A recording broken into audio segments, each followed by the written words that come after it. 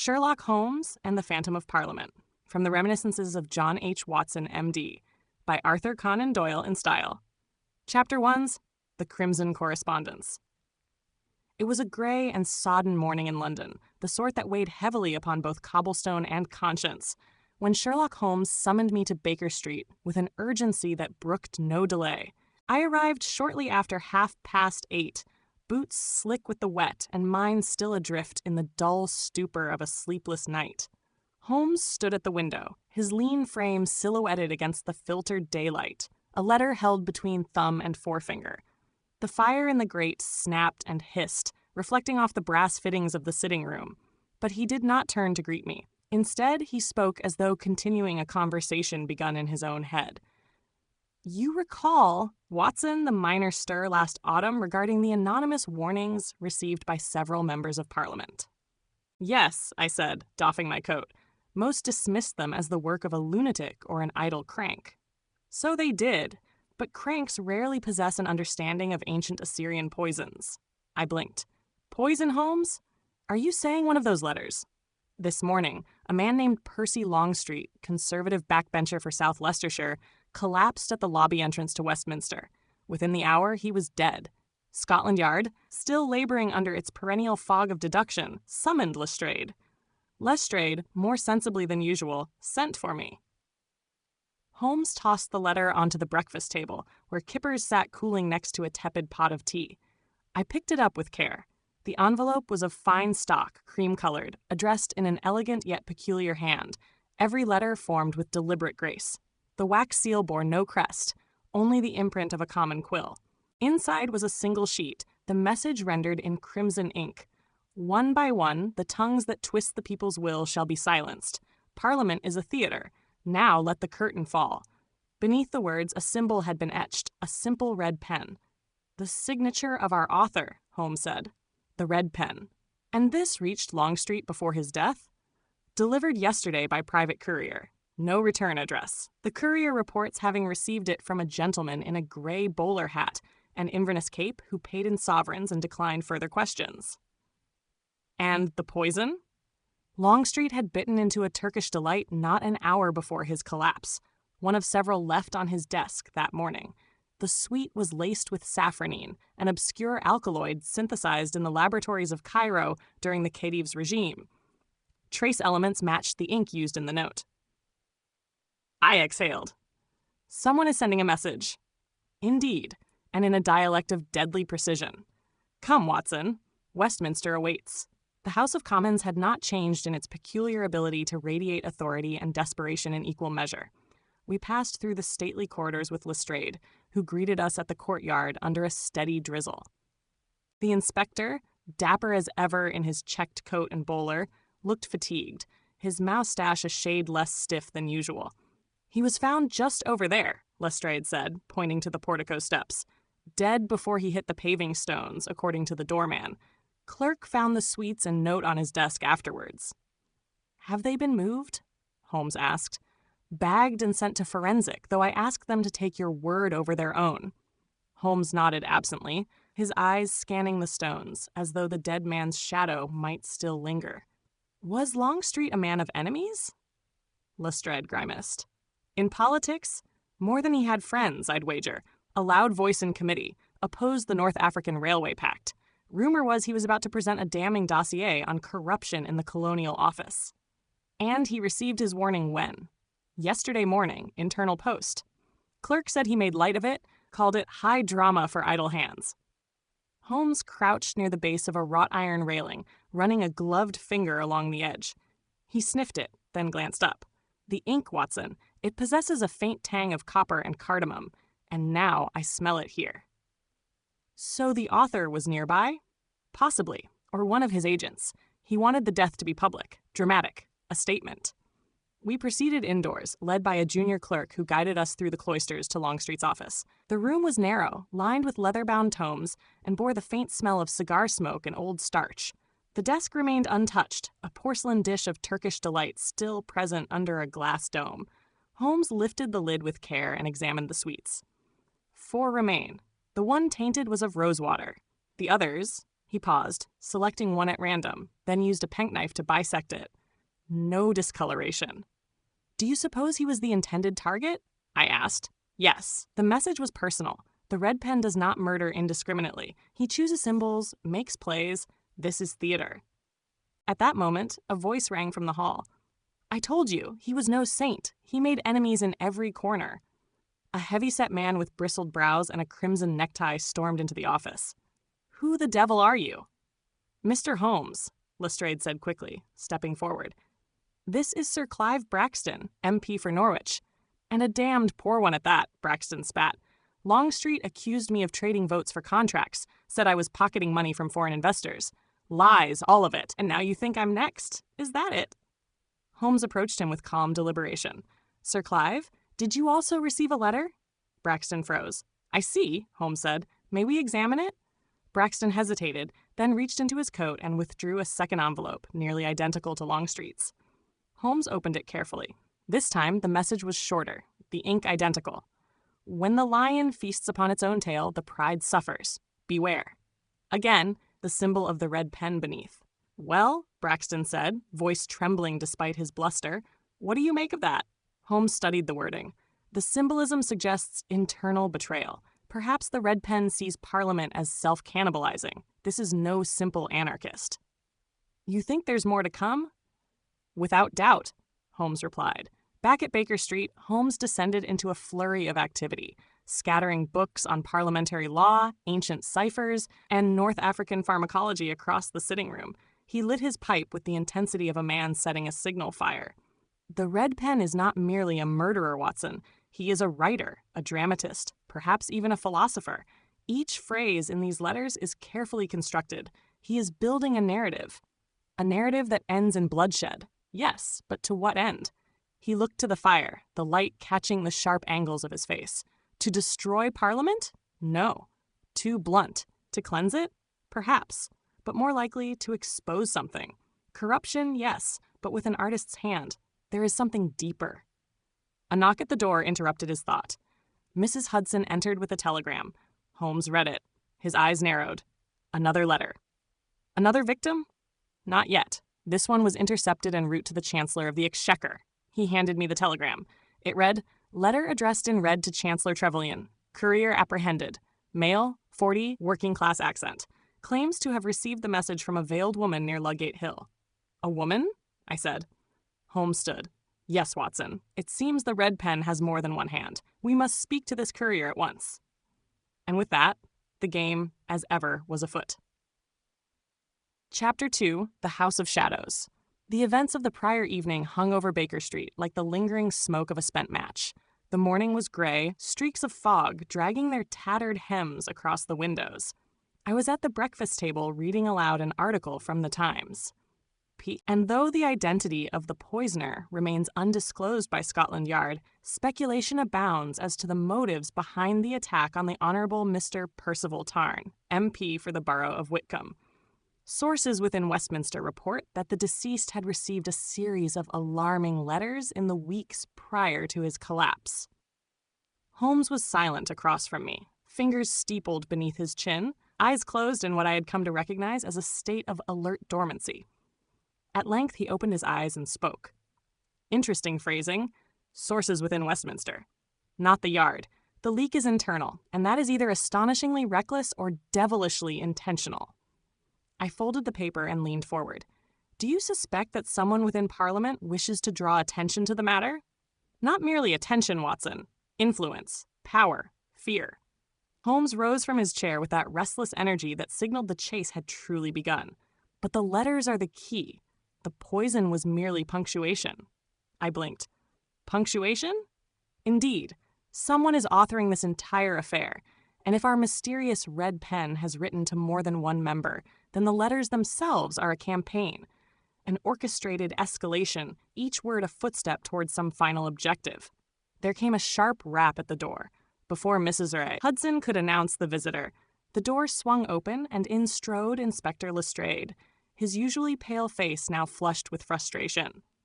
Holmes, he said brusquely, I'd have had you brought in officially if I thought it would do any good. You'd never find a warrant that holds water, Lestrade.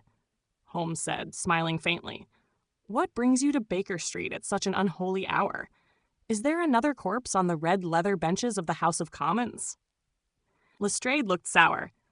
"No, but another letter was delivered, this one to Sir Gareth Quenby, Chief Whip of the Tory backbenchers." Holmes's eyes glittered. "And does it also bear the signature of our elusive epistolarian?" Lestrade reached into his coat pocket and produced an envelope, sealed in wax the color of clotted blood. "We intercepted it before it reached his hands. One of our men was stationed at the post sorting office, on your suggestion, I might add." Holmes took the envelope delicately, examining the seal under the light of the morning sun. Same sigil, RP intertwined, like a typographer's cipher. Interesting how the wax bears no imprint, but the stylized initials, and the handwriting. He cracked the seal and unfolded the letter with care. "Sir Gareth, your sins precede you like hounds before a hunt. Though the Commons reveres your whip, you cannot lash the air and silence the scent of blood. When next you rise to speak, weigh your words against your soul. One will fall." The red pen Watson and I exchanged glances. "One will fall?" I repeated. "Is that a threat of assassination?" Lestrade grunted. "The Yard certainly sees it that way. We've posted guards at Parliament, and Sir Gareth is being watched day and night. But if you ask me, he's more afraid than he lets on. The man's been jumpy since Tarn died." Holmes laid the letter down and walked to the window, staring out at the misty street. "There's a poet's rhythm to this madness," he said softly, "and a strategist's hand. Our villain does not merely seek blood, he seeks spectacle. Parliament is not merely a stage, it is the very theater of empire, and one does not strike at such a place unless one intends to shake the world." Lestrade scowled. "You speak as though this red pen is an anarchist." "Perhaps," Holmes said, "or perhaps something more insidious, an insider." Lestrade shifted uncomfortably. "Holmes, if you're suggesting treason—" "I suggest nothing yet," Holmes interrupted. "But if the killer is within the walls of Westminster, then all of your constables and all the Queen's men cannot stop the next act of this drama." He turned and met Lestrade's eye. "I'll need access to the House of Commons, every letter, every internal memorandum, and, most critically, I want to speak to those who received previous warnings." Lestrade rubbed his jaw. "You'll get what you need, but you'll have to be discreet. The Prime Minister is spooked, and the Speaker's already breathing down our necks." Later that afternoon, we found ourselves within the Gothic grandeur of the Palace of Westminster. Gas lamps flickered down the length of the vaulted corridors, their glow diffused by the thick fog that seemed to have followed us indoors. Sir Gareth Quenby's office was deep within the recesses of the North Tower, a place that reeked of pipe smoke, ink, and ambition. "Gentlemen," he said as we entered, rising stiffly from behind an oak desk groaning with papers. His eyes were shadowed and bloodshot. "You've come about the letter." "Yes," Holmes said, "and perhaps more." Quenby gestured for us to sit. "I'm not surprised. The last fortnight has been troubling. Percival Tarn was no great friend of mine, but he did not deserve to die like that. The collapse, ghastly thing. His face turned the color of soot. Some said it was a stroke, but I knew better. I've seen the letters, you see. All of us have." "How many exactly?" Holmes asked, fingers steepled again. "At least 5 that I know of," Quenby said. "All backbenchers. All Tories, though I suspect the Whigs haven't admitted theirs publicly. No party wants to be seen as vulnerable to threats." "Was there any common thread among the recipients?" Quenby hesitated. "Dissenters," he said finally. "Men who bucked the party line on the Brackenridge Bill." Holmes arched a brow. "The Colonial Import Regulation Bill?"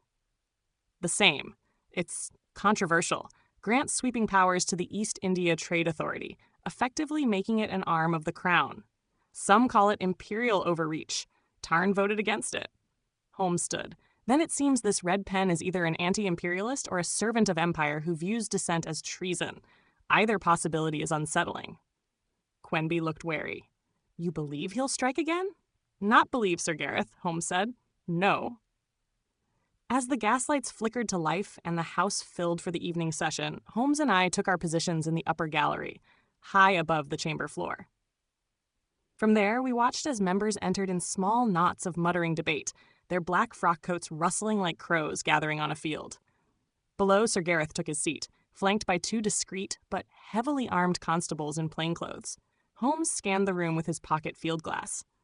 "Note the man 2 rows behind Sir Gareth," he said. "Dark hair, sharp nose, ink stains on the fingers. Likely a clerk, but not one of Quenby's." I lifted my own glass. "He doesn't seem out of place." "Precisely," Holmes said. "That is what troubles me." The speaker called the House to order. A hush fell. Sir Gareth rose to speak. Holmes sat forward, eyes narrowed. The tension in the chamber was thick as treacle.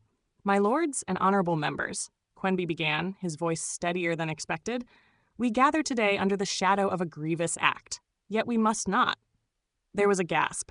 A man seated near the back clutched his chest, staggered to his feet, and collapsed. The chamber erupted. "Another one," I breathed. "Good God, another!" But Holmes was already moving, darting from the gallery with uncharacteristic urgency.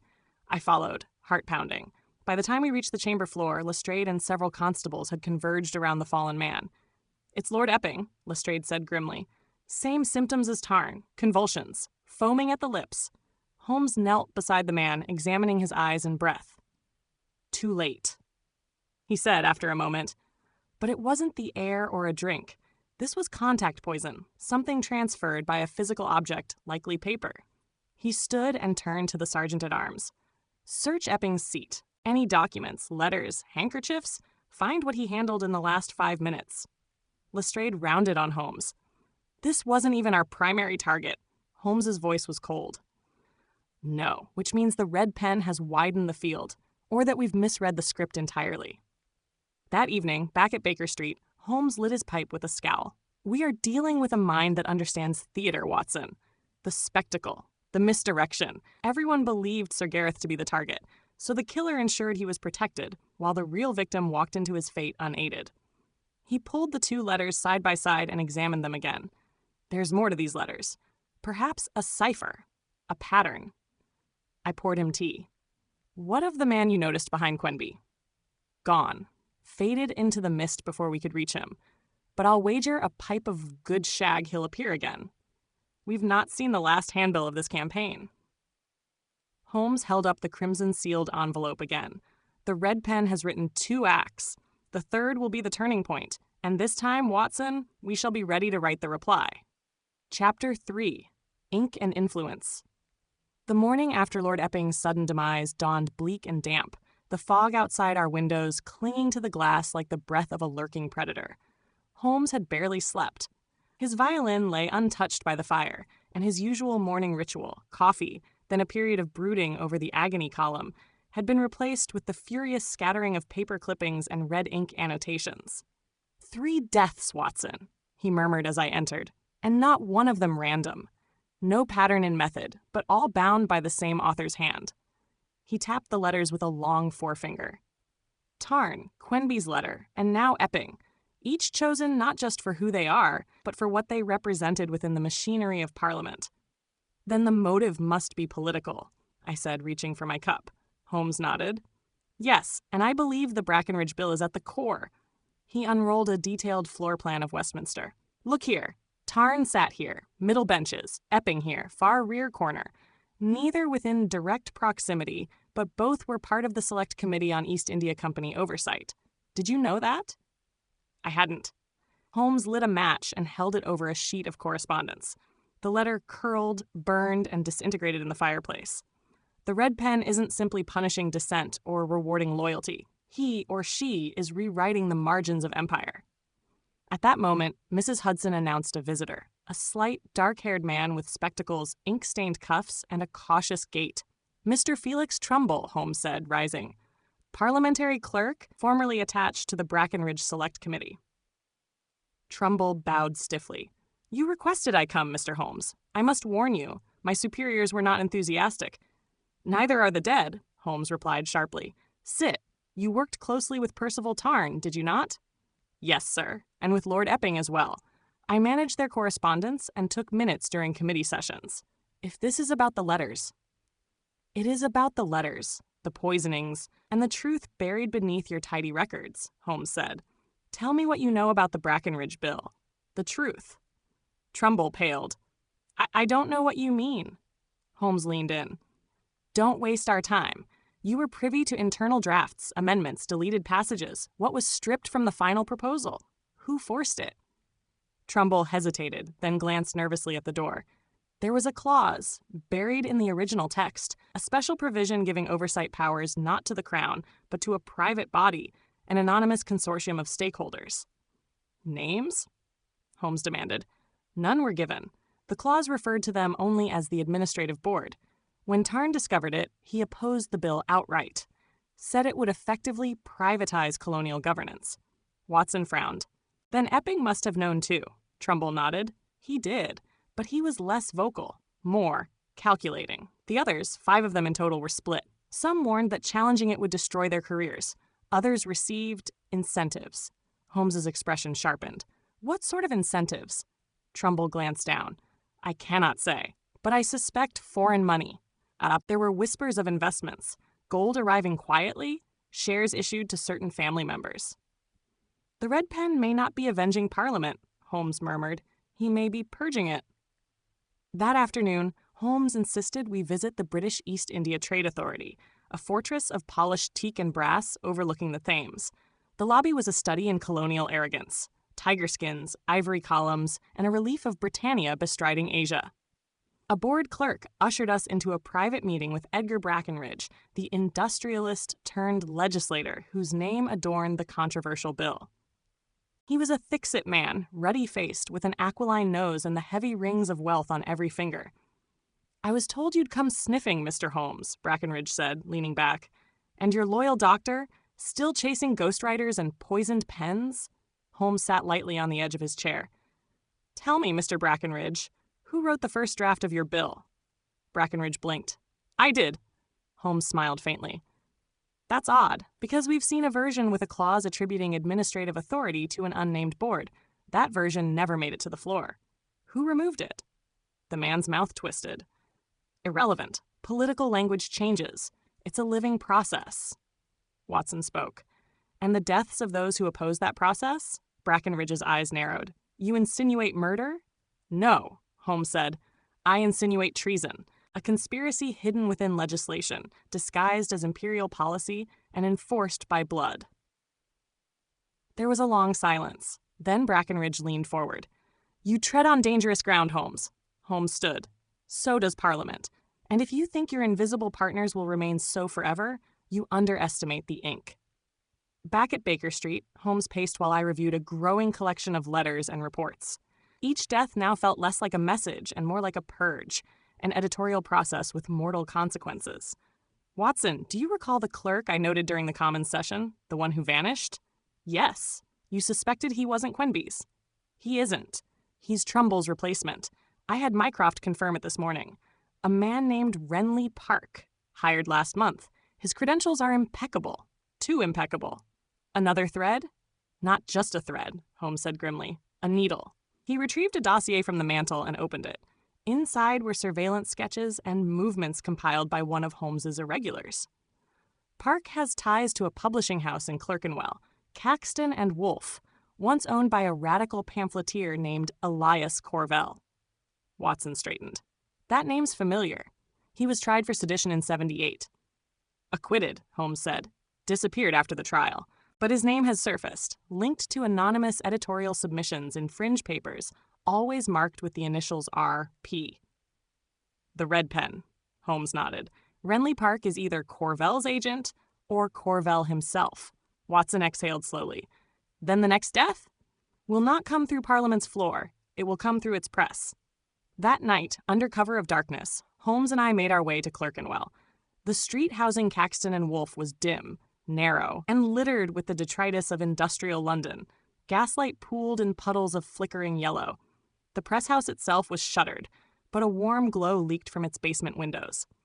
Holmes picked the lock with mechanical grace, and we slipped inside. The air reeked of ink and old paper. Typefaces stood like soldiers in metal trays. On a nearby desk, scattered pages bore strange markings, half poems, half threats. Holmes rifled through a cabinet. Here, ledger entries. Look, deliveries made to the Houses of Parliament. Bulk runs, but not newspapers. Pamphlets, short-run monographs. He drew one out. It was bound in red twine. On the cover, The Empire's Conscience, A Letter to the Rotten Core, by R.P. It's him, Holmes whispered. This isn't a lone madman, Watson. This is a doctrine. Footsteps creaked overhead. Holmes's eyes flicked up. We're not alone. Chapter 4. The Fire Beneath the Ink. The heavy creak of floorboards overhead pulled taut the thread of tension that had stretched between Holmes and me in the gloom of the Caxton and Wolfe basement. Shadows leapt like phantoms on the walls from the flickering lantern Holmes had uncovered. He motioned for silence, extinguished the light, and stepped back into a narrow recess between cabinets filled with press tools. I followed, breath shallow. Above us, a footfall. Then another. Deliberate, unhurried. Holmes whispered, "They're checking the press, not the storefront. They know someone's been tampering with the ledgers." A sudden, metallic clatter echoed from the back stairwell. Someone had tripped on a metal-type tray. The footsteps quickened. Then, silence. Holmes moved like a wraith to the stairwell, peering up into the corridor above. He returned a moment later holding a torn piece of parchment. Even in the dark, the blood-red ink stood out starkly. The whip cracks, but the body moves not. The hand that signs shall next feel the cut. Cryptic, I said. Another warning? Holmes nodded. This one is fresh, and addressed not to a member of Parliament, but to the Speaker himself.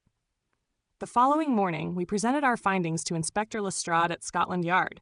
He received the pamphlet and the latest threat with a frown, flipping through the red twine-bound monograph with gloved hands. There are enough sedition charges in this thing to hang 10 men, he muttered. The Speaker, though, why him? Because he's the gatekeeper, Holmes said. No bill enters or exits the floor without his sanction. He also refused to permit debate on a motion to suspend the Brackenridge Bill after Tarn's death. If this red pen views the bill as betrayal, then the Speaker becomes complicit. Lestrade leaned back, the leather of his chair creaking. We can post guards, but we can't stop him from speaking in public or carrying out his duties. It would cause a constitutional uproar. Then we must catch the pen before he makes good on the threat, Holmes said. We're no longer merely solving a murder. We are forestalling political assassination. Later that day, Holmes and I found ourselves back in Westminster.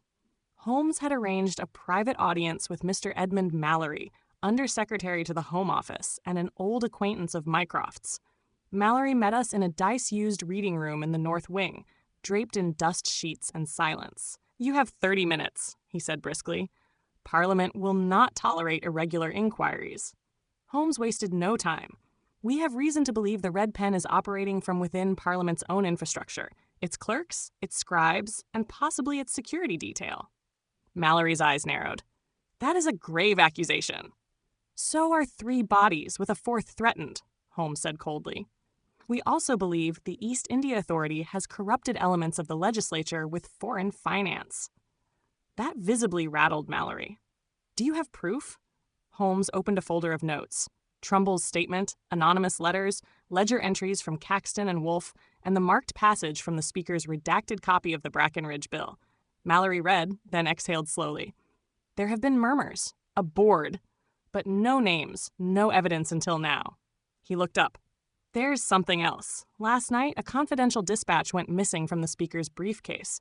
It was a coded message from the Treasury, referencing Project Scylla. We thought it was a clerical error. Holmes stiffened. Scylla? Mallory nodded. Yes, why? Because the last pamphlet published by the Red Pen had a subtitle, Charybdis Awaits. Watson frowned. From the Odyssey?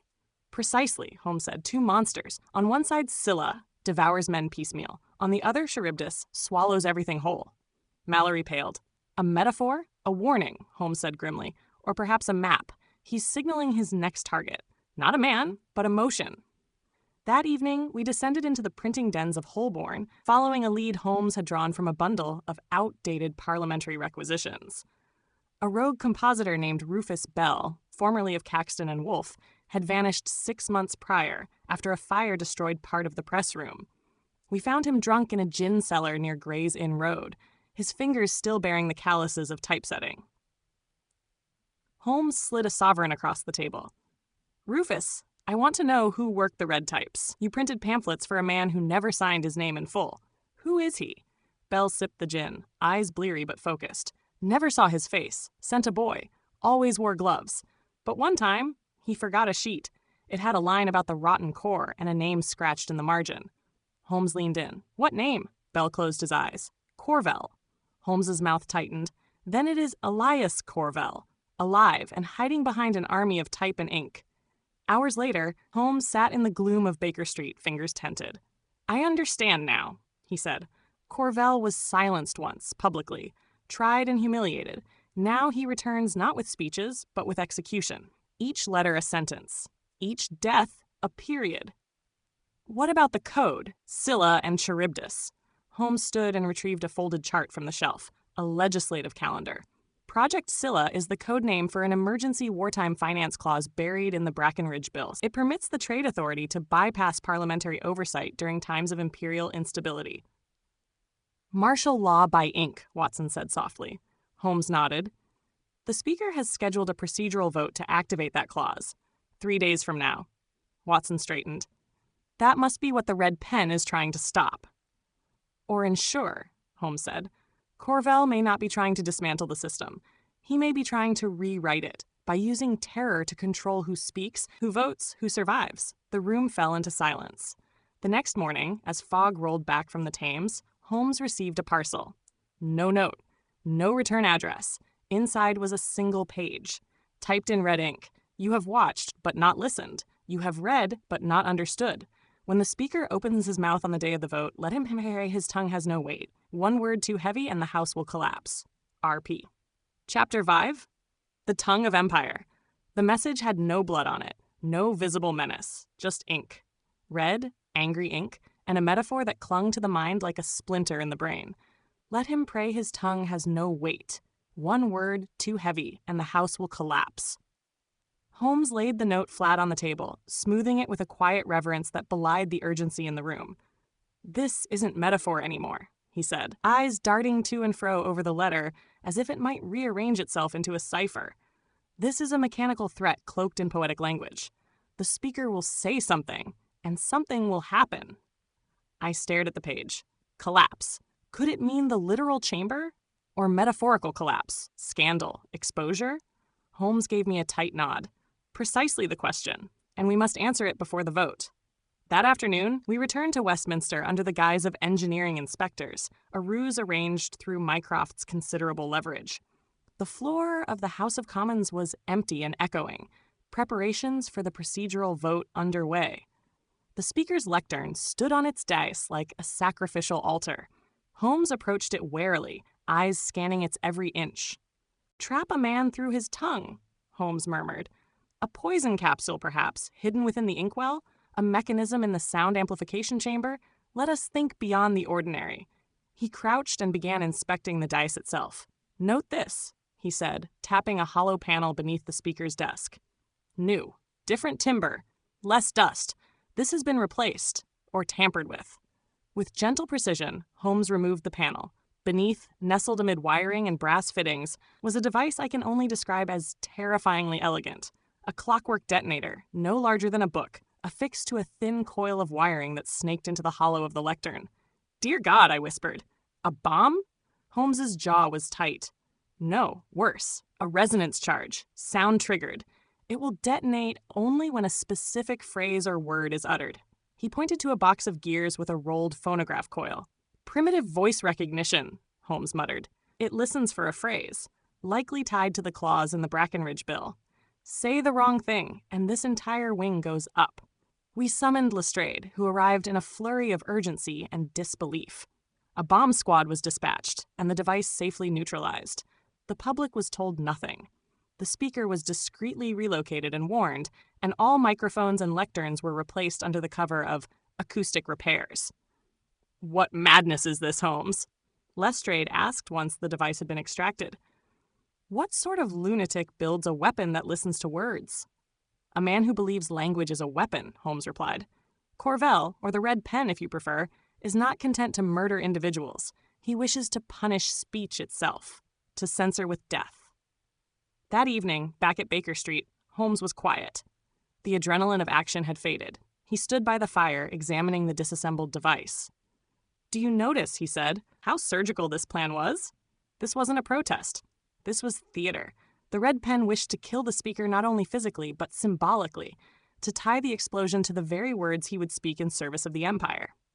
I sat heavily in my chair. What now, then? We stopped one bomb. There will be another, Holmes said grimly. Corvell is escalating. His language grows more fevered. I've seen it before. When a zealot fails to destroy a symbol, he reaches for a bigger one. He crossed to the shelf and retrieved a map of London. We've been thinking too small. Parliament is one chamber. What if he intends to target the entire body politic? I leaned forward. You think he's planning something bigger? Holmes jabbed the map. Tomorrow, the Prime Minister delivers an address to the Royal Exchange, announcing the final ratification of the Brackenridge Bill. It will be covered by every major newspaper, attended by diplomats, foreign ministers, and members of the Red Pen's rotten core.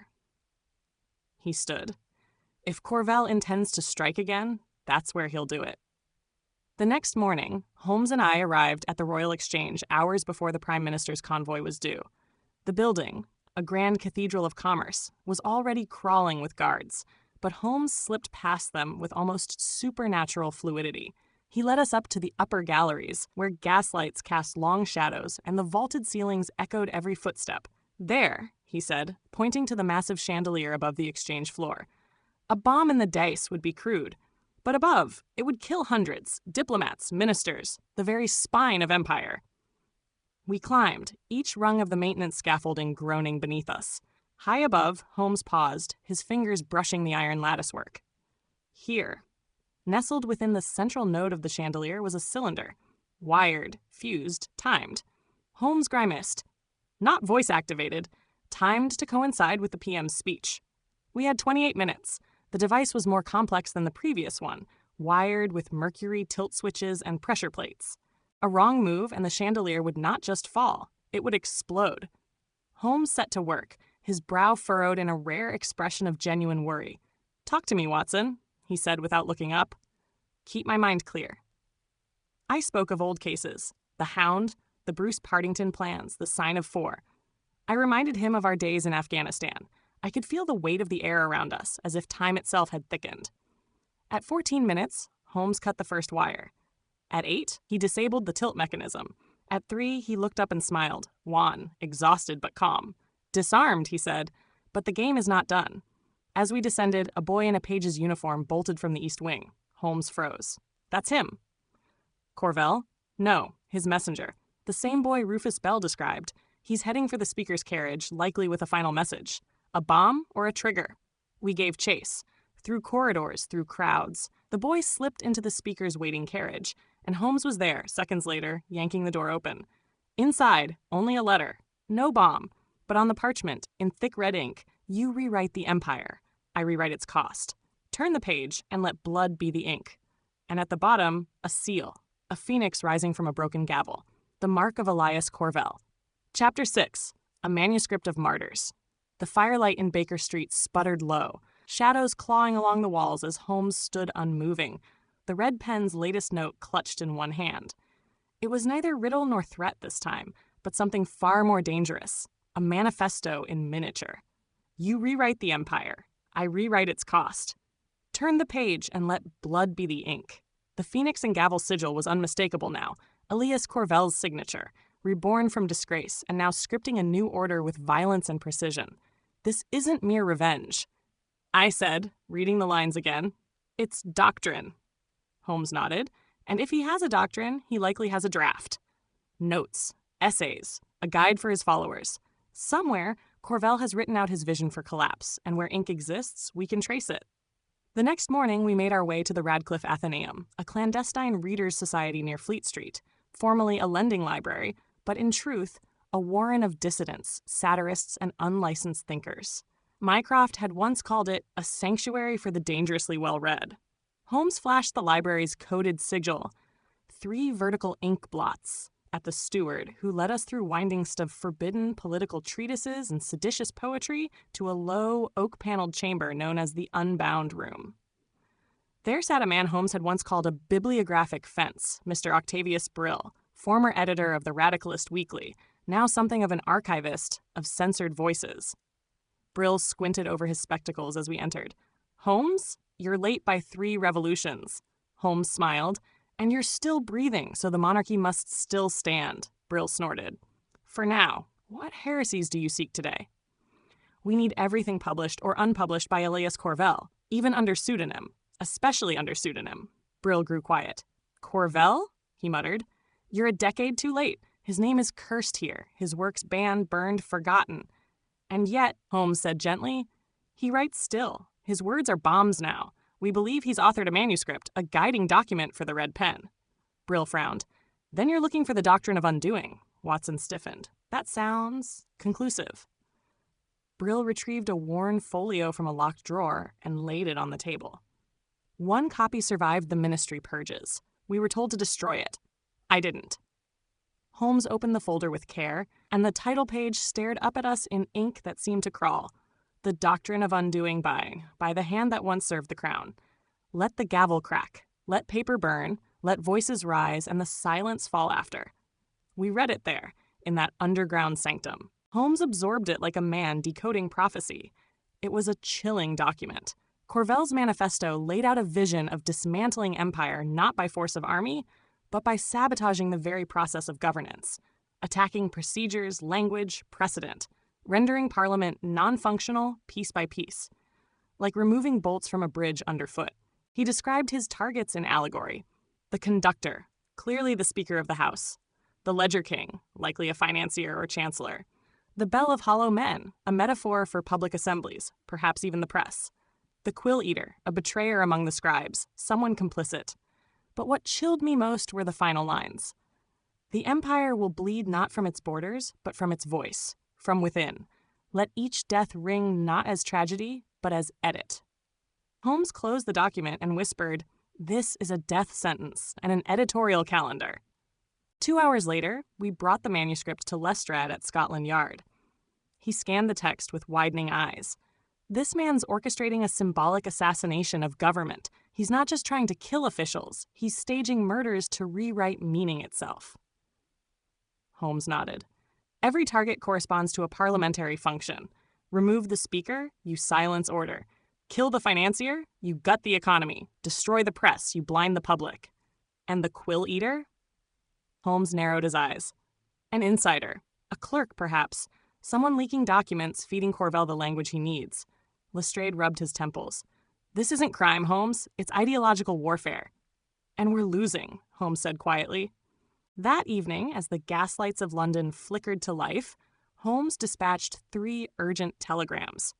One to Mycroft, requesting a list of every parliamentary clerk reassigned in the last 6 months. One to Inspector Hopkins, to trace known radical publishers who had gone underground since Tarn's murder. And one to a private informant in Whitechapel, known only as Bitterglass, a man Holmes had once described as a drunk with the memory of a librarian and the ethics of a starving fox. "If Corvell is staging symbolic executions," Holmes said, "he will not act at random. The next death must have meaning, spectacle. It must teach something." The following day, Bitterglass's reply arrived, written on the back of a theater bill. "Sighting confirmed. Corvell seen near Covent Garden. Purchased cyan ink in bulk. Also received delivery of stage props from Garrick & Sons. All anonymous. No names. Delivery bound for Thameside Printing House." Holmes tapped the message. "He's printing again. Something new. A final volume, perhaps?" "And what's with the props?" I asked. "A stage," Holmes said. "A place for spectacle." He looked up, grim and certain. "He's going to stage a murder like a play, and we are meant to be in the audience." Chapter 7. The Garrick Masquerade Theatre Royal, Drury Lane. It was there that Holmes said the next murder would be performed. "The clue lies in Corvell's method," he told me, pacing the drawing room floor. "He does not kill to silence. He kills to speak. He orchestrates death like punctuation, a full stop at the end of a failed sentence." I watched him examine the theater bill that Bitterglass had smuggled in, the back marked with a circle of ink, red, of course, and the cryptic inscription, "The third act must resolve the discord." Holmes tapped the parchment.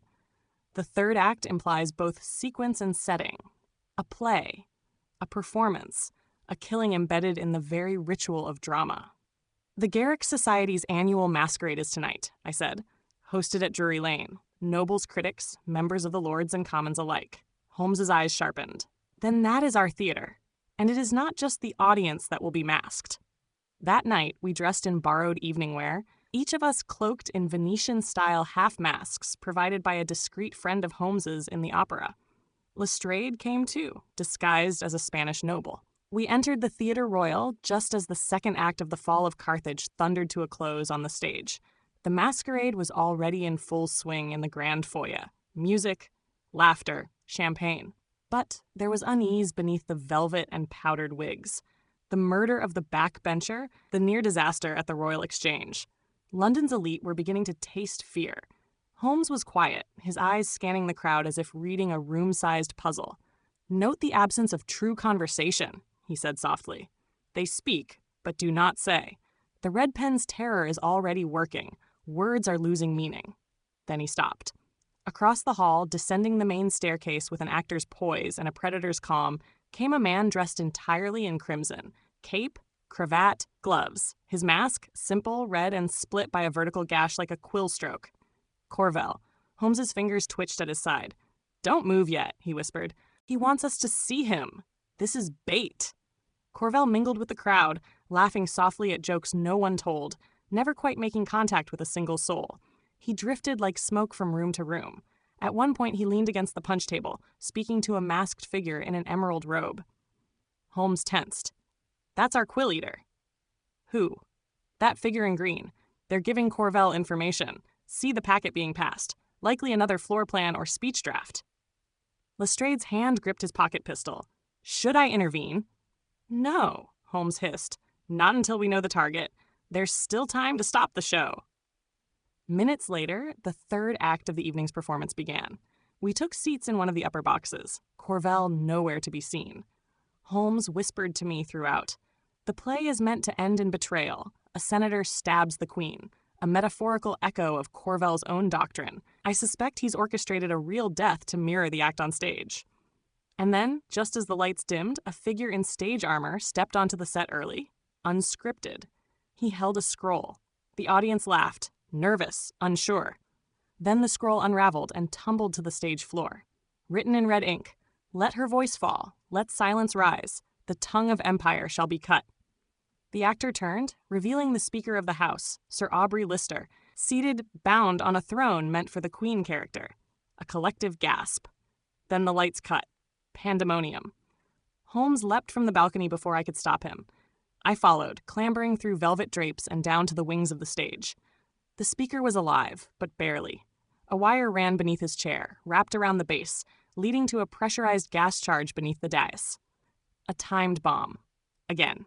Holmes and I reached him together. Corvell's laughter echoed from the rafters. "You understand now," he called. "Words are violence.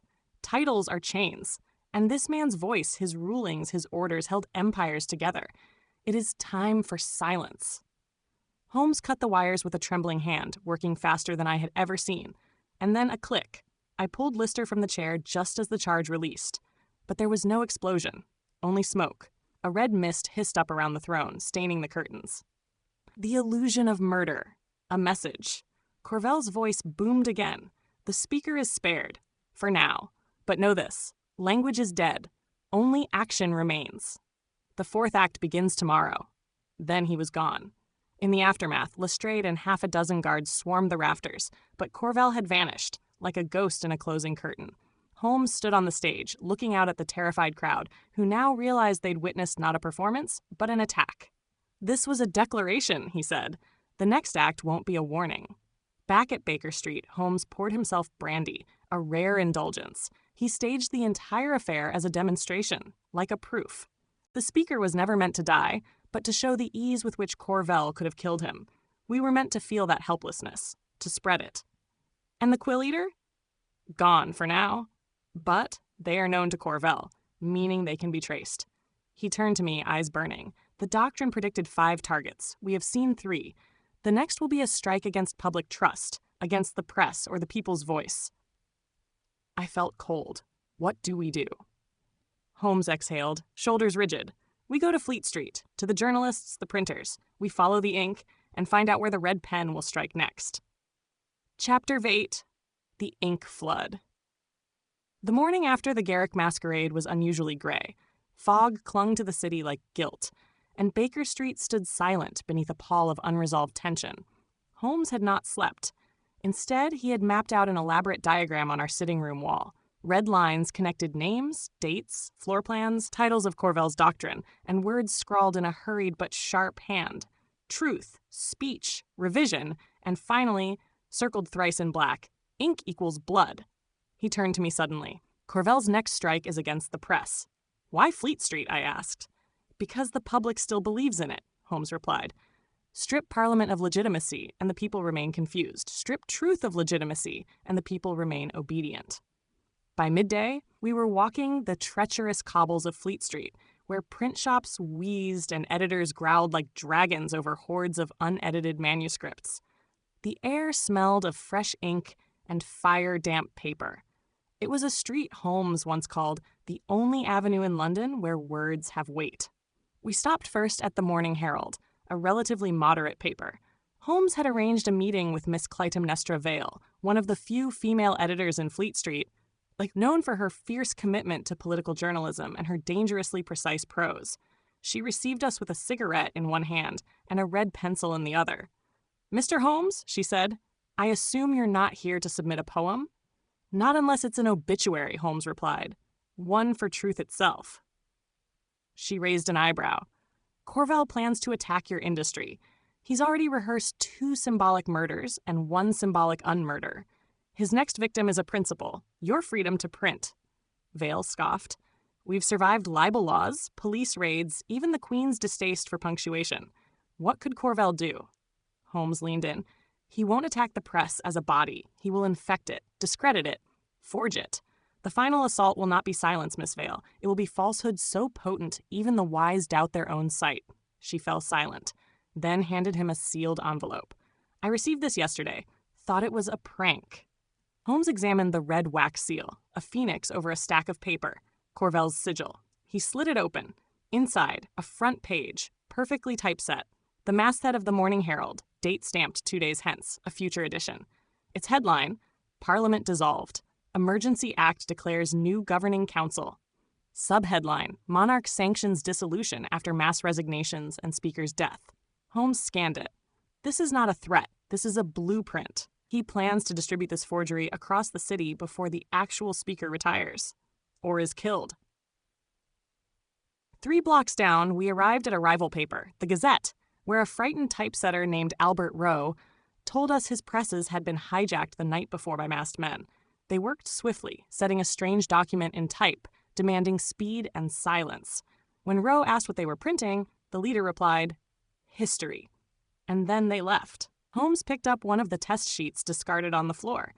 The same mock edition of the Morning Herald, complete headline to footnote. "Corvell means to flood the city with lies," Holmes said. "He'll beat the real news to the streets, and once distributed, it won't matter what truth follows. People believe what hits their doorstep first." Lestrade, who had arrived at my summons, paled. "How many printers does he control?" "At least 3, likely more," Holmes replied. "He will seed chaos by using trusted names to spread false decrees. Parliament's not dissolved, but the moment London thinks it is, the machine collapses." At Scotland Yard, Holmes called for an emergency embargo on print materials, but Lestrade grimaced. "We can't shut down every press, not without declaring martial law, and that would confirm Corvell's lie." Holmes turned to the map. "There's only one answer. We preempt the lie with the truth." Lestrade blinked. "You mean publish a counterpaper?" "No," Holmes said. "I mean something better. A demonstration." The next day, Holmes orchestrated the unthinkable. He convinced 5 rival Fleet Street editors, including Miss Vale, to co-author and publish a single sheet, the Statement of Record, a short but forceful page of unified testimony. Parliament stands. The Speaker lives. We publish this together for once. Thousands were printed and distributed that morning under the masthead of no single paper, but signed by all. Holmes called it a typographic treaty. It was the first time in decades that the Gazette, the Morning Herald, the Observer, the Reformist, and the Evening Whistle all agreed on anything, and it worked. Barely. As Corvell's forged edition hit the streets an hour later, a strange thing happened. Citizens hesitated. They compared the papers. They read both. Doubt saved the day. That night, we returned to Baker Street, exhausted but grimly pleased. Lestrade had detained 2 counterfeit printers. Miss Vale promised to hunt down the quill eater herself. The presses had stabilized, for now. But Holmes was troubled. "We have delayed the ink flood," he said, "but not diverted it. Corvell is wounded, yes, but he is shifting tactics. He has not failed. He has learned." I poured him a drink. "Then what now?" Holmes looked to the fire, eyes like blades. "There are 2 targets left in Corvell's doctrine. The Ledger King, the financier of Parliament, and one more he only calls the Ash-Tongued. A prophet of lies. I believe that final figure is Corvell himself." He stood suddenly. "And so, Watson, we go where money meets message, to the heart of Parliament's treasury, and perhaps to the door of the Red Pen himself." Chapter 9. The Ledger King. The fog was thicker than usual that morning. Greasy, unnatural. It smelled not of coal nor horse, but of ink and damp paper. Holmes said nothing as we rode the cab down Whitehall, his eyes fixed on the passing silhouettes of government buildings like a hawk tracking its prey. We were headed to Threadneedle House, home of the Parliamentary Appropriations Board, a fortress of stone and silence that oversaw the Empire's vast purse strings.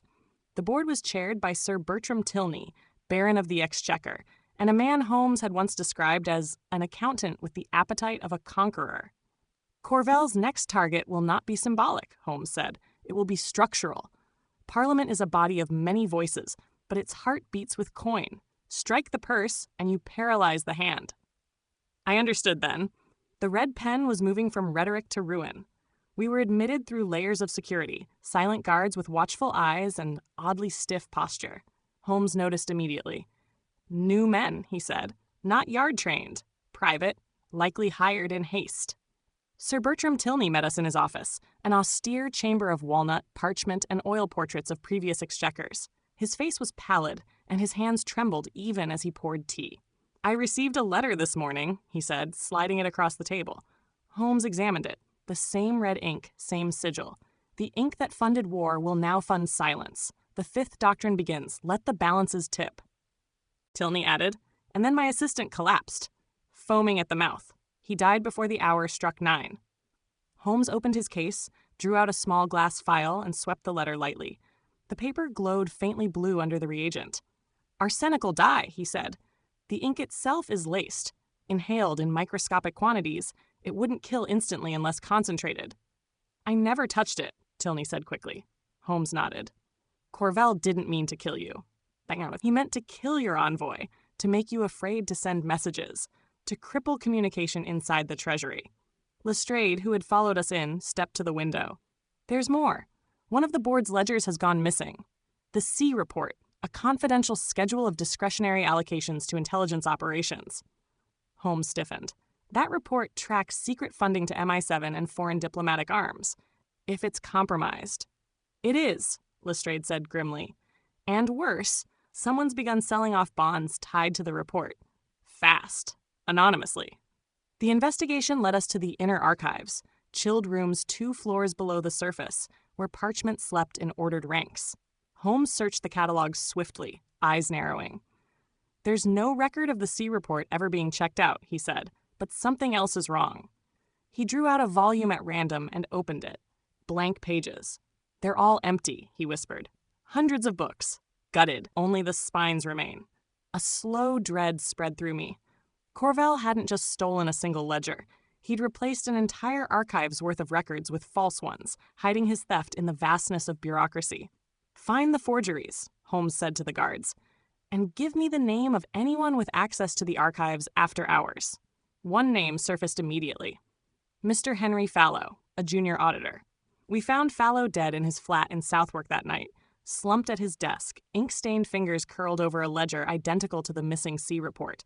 No sign of struggle. No forced entry. Holmes studied the man's face. He was poisoned, but not to silence him. He was silenced after he spoke. I found a crumpled note beside the ledger. The Red Pen offered more than coin. He offered purpose. I thought I was auditing theft. Turns out I was the accomplice. Holmes said nothing for a long time. Then, Fallow wasn't part of the plot. He thought he was uncovering corruption, not committing it. Corvell used him like a scalpel, clean, precise, and disposable. But it was what Holmes found inside the ledger that changed everything. Between pages, in the margin of a list of accounts, someone had scribbled what looked like meaningless annotations. AR4COD, 72 Verity. Holmes tapped it. These aren't notes, they're coordinates. And a code, COD, Council of Dominion, a subcommittee that shouldn't appear in this ledger. And Verity, that's not a person, that's a ship. Lestrade blinked. A ship? A classified mail packet, used to carry sensitive diplomatic documents. If the Verity is involved, it sails from Tilbury tomorrow, I said, recalling a note from the Times. Holmes stood. Then Corvell's next move is not just local. He means to export this chaos. Back at Baker Street, Holmes placed a red pushpin on a map. He's sending a forged version of the Sea Report abroad, he said, to implicate Britain in conspiracies, fund false flag operations, and destroy alliances. Imagine France, Austria, the Ottomans, all believing we've plotted their ruin on parchment. I felt my chest tighten. War? Holmes nodded. Not fought with rifles, with belief. If Corvell can convince 3 nations we betrayed them, he won't need a single bullet. He'll break the empire with perception. Holmes leaned back. We must intercept that ship. Tomorrow? Tonight. But it's under military watch. Yes, Holmes said, his voice quiet, but I know someone at the Admiralty with less loyalty to the crown than to the truth. He gave me a glance I'd seen only a handful of times, the look of a man stepping onto a blade for the sake of balance. Chapter X, the ship called Verity. The dockyards were dark and brooding as we approached Tilbury. The air tasted of salt and rust, the cold bite of an early autumn evening drawing goosebumps on my skin. Holmes had already laid the groundwork for our next move. Using his old contacts in the Admiralty, we had gained access to the small but fast ship Verity, a vessel used for transporting sensitive government documents abroad. Its cargo had already been loaded, a mixture of crates, classified letters, and, unknown to the crew, Corvell's forged records that would ignite a firestorm of diplomatic chaos across Europe. Holmes's eyes never left the ship as we made our way along the quay, our boots echoing in the silence of the night. We must stop it before it leaves, he said. If we don't, Corvell will have spread his poison far beyond London's borders. The empire will fracture with its own lies. But how? I asked, glancing at the small crew of dockhands loading barrels onto the ship. The Verity is under military guard. We'll never get aboard undetected. Holmes's lips curved into a thin smile. That's why we'll board it undetected. Trust me, Watson.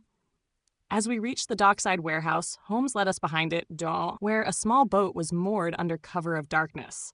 I glanced up at the looming figure of the Verity, its silhouette now stark against the faint glow of lanterns strung across the water. There were 2 guards posted on the gangplank, their eyes sharp, scanning every passerby. Holmes waved me closer, taking a deep breath as he adjusted the collar of his coat. He had a plan. I have spoken to an old acquaintance in the Admiralty who owes me a favor, Holmes explained. His name is Lieutenant Philip Graves, stationed aboard the Verity. He has disagreements with the current regime in Parliament. This will be our window. Disagreements? I asked, still skeptical. He believes in the truth, Holmes said with quiet intensity, and in the power of stopping a war before it begins. He will get us on board. The ship's deck was cold underfoot, and the air smelled of brine and oil. As we stepped onto the gangplank, the creak of wood seemed unnaturally loud in the silence. We were met by a tall, angular figure, Lieutenant Graves, whose sharp eyes scanned us once before recognizing Holmes. "We've no time to waste," he muttered, waving us into the shadows near the aft of the ship. Holmes barely acknowledged the greeting as we followed Graves below deck, down narrow corridors where the light barely penetrated, and the faint sounds of the crew preparing for departure echoed around us. "What's our plan?" I asked, my voice low, but Holmes remained focused on the ship's movements. "We have 2 things to do," Holmes replied. 1, we intercept Corvell's forged papers before they're sent overseas. 2, we confront the source, because it's not just the ink he's using to spread chaos. It's the hands that are moving the pen. We reached a small cabin at the far end of the lower deck, where a single desk sat surrounded by crates of supplies. Graves unlocked the door, revealing a dimly lit room. The crates inside were marked with the same cryptic red ink that had appeared on Corvell's letters. A familiar, uneasy feeling gnawed at me. "These," Holmes said, pointing to the crates, "are where the forgeries are kept. What I suspect, Watson, is that Corvell is using the ship as a conduit to spread the lies, and the ship's official purpose is merely a cover." Graves turned sharply to us, his hand on the doorframe. "We need to get those crates into the right hands before they reach foreign ports. No one in the Admiralty is aware of what's happening on this ship. Only me." Holmes smiled grimly. "Then it's a good thing we have you, Lieutenant." Just as we were preparing to examine the crates, a sudden shout echoed up from the main deck. The sound of hurried footsteps followed. "Stay here," Graves said, his voice urgent. "I'll check it out." He disappeared, leaving Holmes and I alone in the room. My instincts told me that something was wrong, that Corvell had somehow anticipated our every move. As the minutes passed, my unease grew. Finally, Holmes broke the silence. "It's a diversion. I'm certain of it. Corvell knows we're here, Watson, and he's playing us." Suddenly, the door flew open. It was Graves, but something was terribly wrong. His uniform was torn, his face pale, and his eyes wide with terror. "It's a trap," he gasped. "They've boarded us." Before I could react, a figure appeared behind him, a man dressed in the same scarlet red as the red pen's sigil. He wore a mask, but his eyes glowed with an unsettling familiarity. "Holmes," the figure said softly, his voice a low rasp. "It's always been you, hasn't it?" The mask was removed in a single, swift motion. "Corvell," Holmes said, his voice filled with the kind of cold recognition I had never heard from him before. Corvell stepped into the cabin, his expression smug and filled with the cruel satisfaction of a man who had orchestrated the fall of an empire. "You think you've stopped me, Holmes?" Corvell sneered. "You've merely delayed the inevitable. The ink has already spilled. Parliament will fall, and with it, the truth." Holmes remained calm, his fingers tracing the edge of the desk. "No, Corvell," Holmes replied, his voice measured. "What you've done is set the stage for a tragedy, but not the one you've imagined. You thought you could control the narrative, but you've forgotten one thing." Corvell raised an eyebrow. "The story," Holmes continued, "was never yours to tell." Before Corvell could react, Holmes lunged forward, grabbing a nearby quill from the desk. With a swift motion, he dipped it into the inkpot and aimed it at the barrel of documents Corvell had intended to ship abroad. "It's not just the paper that binds truth, Corvell," Holmes said, his tone suddenly firm and final. "It's the hand that wields the quill." With one slash, Holmes destroyed the sealed container of forged documents, scattering them across the room. As the papers fluttered like leaves in a storm, Corvell's face twisted with fury. "You may have destroyed my plans for now, Holmes," he spat, "but the ink is still out there, and so are the lies." Holmes paused for a moment, considering his words carefully. Then he looked at Corvell and said simply, "And you will never write again." Corvell was subdued and bound by the ship's crew, and Graves made sure that the forged documents were properly destroyed. As dawn broke over the Thames, the Verity set sail once more, its mission abruptly halted and its secrets exposed. Back at Baker Street, as I sat down to write my notes, Holmes paced in the sitting room, his mind already turning to the next phase of the investigation. "We've stopped Corvell, Watson," he said, "but we've only stopped the beginning. The question remains, who is he working for? What forces does he truly serve? And how deep does this conspiracy run?" Chapter 11. The Hidden Hand. The morning after Corvell's capture, London seemed unchanged, a city of fog and rumbling carriages, of hidden lives and hushed secrets. Yet beneath the surface, the undercurrents of a much darker narrative were slowly unfurling. Holmes sat at his desk, scrutinizing a collection of documents spread out before him, his brow furrowed in thought. I had arrived early that day, having been unable to sleep after the events aboard the Verity. The thrill of victory had quickly been overshadowed by a gnawing unease. Corvell had been captured, yes, but he was but one piece of a much larger puzzle. Holmes knew that all too well. "Holmes," I said, breaking the silence. "What now? We've stopped the shipment, and Corvell is in custody." "Surely that's the end of it?" Holmes didn't look up. His eyes were fixed on a map of London, pinned with red strings. "No, Watson," he replied, his voice as measured as always. "Corvell is a cog. A large cog, yes, but still a cog in a machine far beyond his control. We must now discover who built the machine." As if on cue, a knock came at the door. Lestrade entered, a letter in hand, his expression strained. "Another letter, Holmes," he said, his voice laced with irritation, "and I'm certain it's not from the red pen." Holmes took the letter from Lestrade and broke the seal. The paper was thick and creamy, with an ornate watermark that was unfamiliar to me. The handwriting inside was elegant but jagged, a deliberate combination of refinement and chaos. It read, "The red pen was only the beginning. You've caught a symbol, but the symbol is a veil. Look deeper, Holmes. The real hand that moves the pen is watching you, and it will strike when you least expect. This is the warning. Now, find us." Holmes's lips pressed together in a thin line as he read the final words. When he finished, he set the letter down without a word. Lestrade looked from Holmes to the letter, his eyebrows drawn tight. "It's not Corvell. We know that. But who is behind this? What game are they playing?" Holmes finally turned toward us, his eyes sharp. "Someone very powerful, Lestrade. Someone who is not interested in mere political upheaval. They are after something far greater, and we must now play their game." As we delved deeper into the investigation, it became clear that the conspiracy extended far beyond Corvell. The more we looked, the more tangled the web appeared to be. Holmes's deductions, however, were always precise. He believed the letter's warning was not a threat, but a clue. The use of the real hand that moves the pen suggested a hidden force, pulling strings from the shadows. The phrase, "look deeper," hinted that we had missed something crucial. The red pen, Holmes mused aloud, was not a solitary figure. He was a messenger. But for whom? He leaned over the map, tracing his fingers along the red strings that connected various points in the city. Places of power, places of influence. I could see the lines crisscrossing between Parliament, Fleet Street, and Threadneedle House, where the Exchequer resided. But the more we examined the connections, the more one name surfaced repeatedly: the Dominion Society. "Who are they?" I asked, my curiosity piqued. Holmes paused, his fingers tapping on the map, a thoughtful expression crossing his face. The Dominion Society is a secretive group with roots in London's financial and political elite. They operate from the shadows, influencing policy, wealth distribution, and international relations. Their membership is highly exclusive, consisting of men and women with vast power. "But why would they need someone like Corvell?" Lestrade asked. "He's nothing more than a common extremist." Holmes's lips curled into a slight smile. "Because Corvell was the match. The Dominion Society needs chaos to fuel their plans, and Corvell provided it.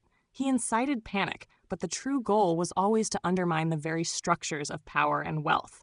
Their plan was to introduce a period of instability, a time of uncertainty." "And then what?" I asked. Holmes's eyes glittered with resolve. "Then they will step in, and in the confusion, they will seize control." The more we investigated, the more we realized how deeply embedded the Dominion Society was within the fabric of the empire. They were in Parliament, in the banks, in the law firms. Their influence extended across continents, subtly shifting the global balance of power, one financial transaction at a time. But who precisely led the society?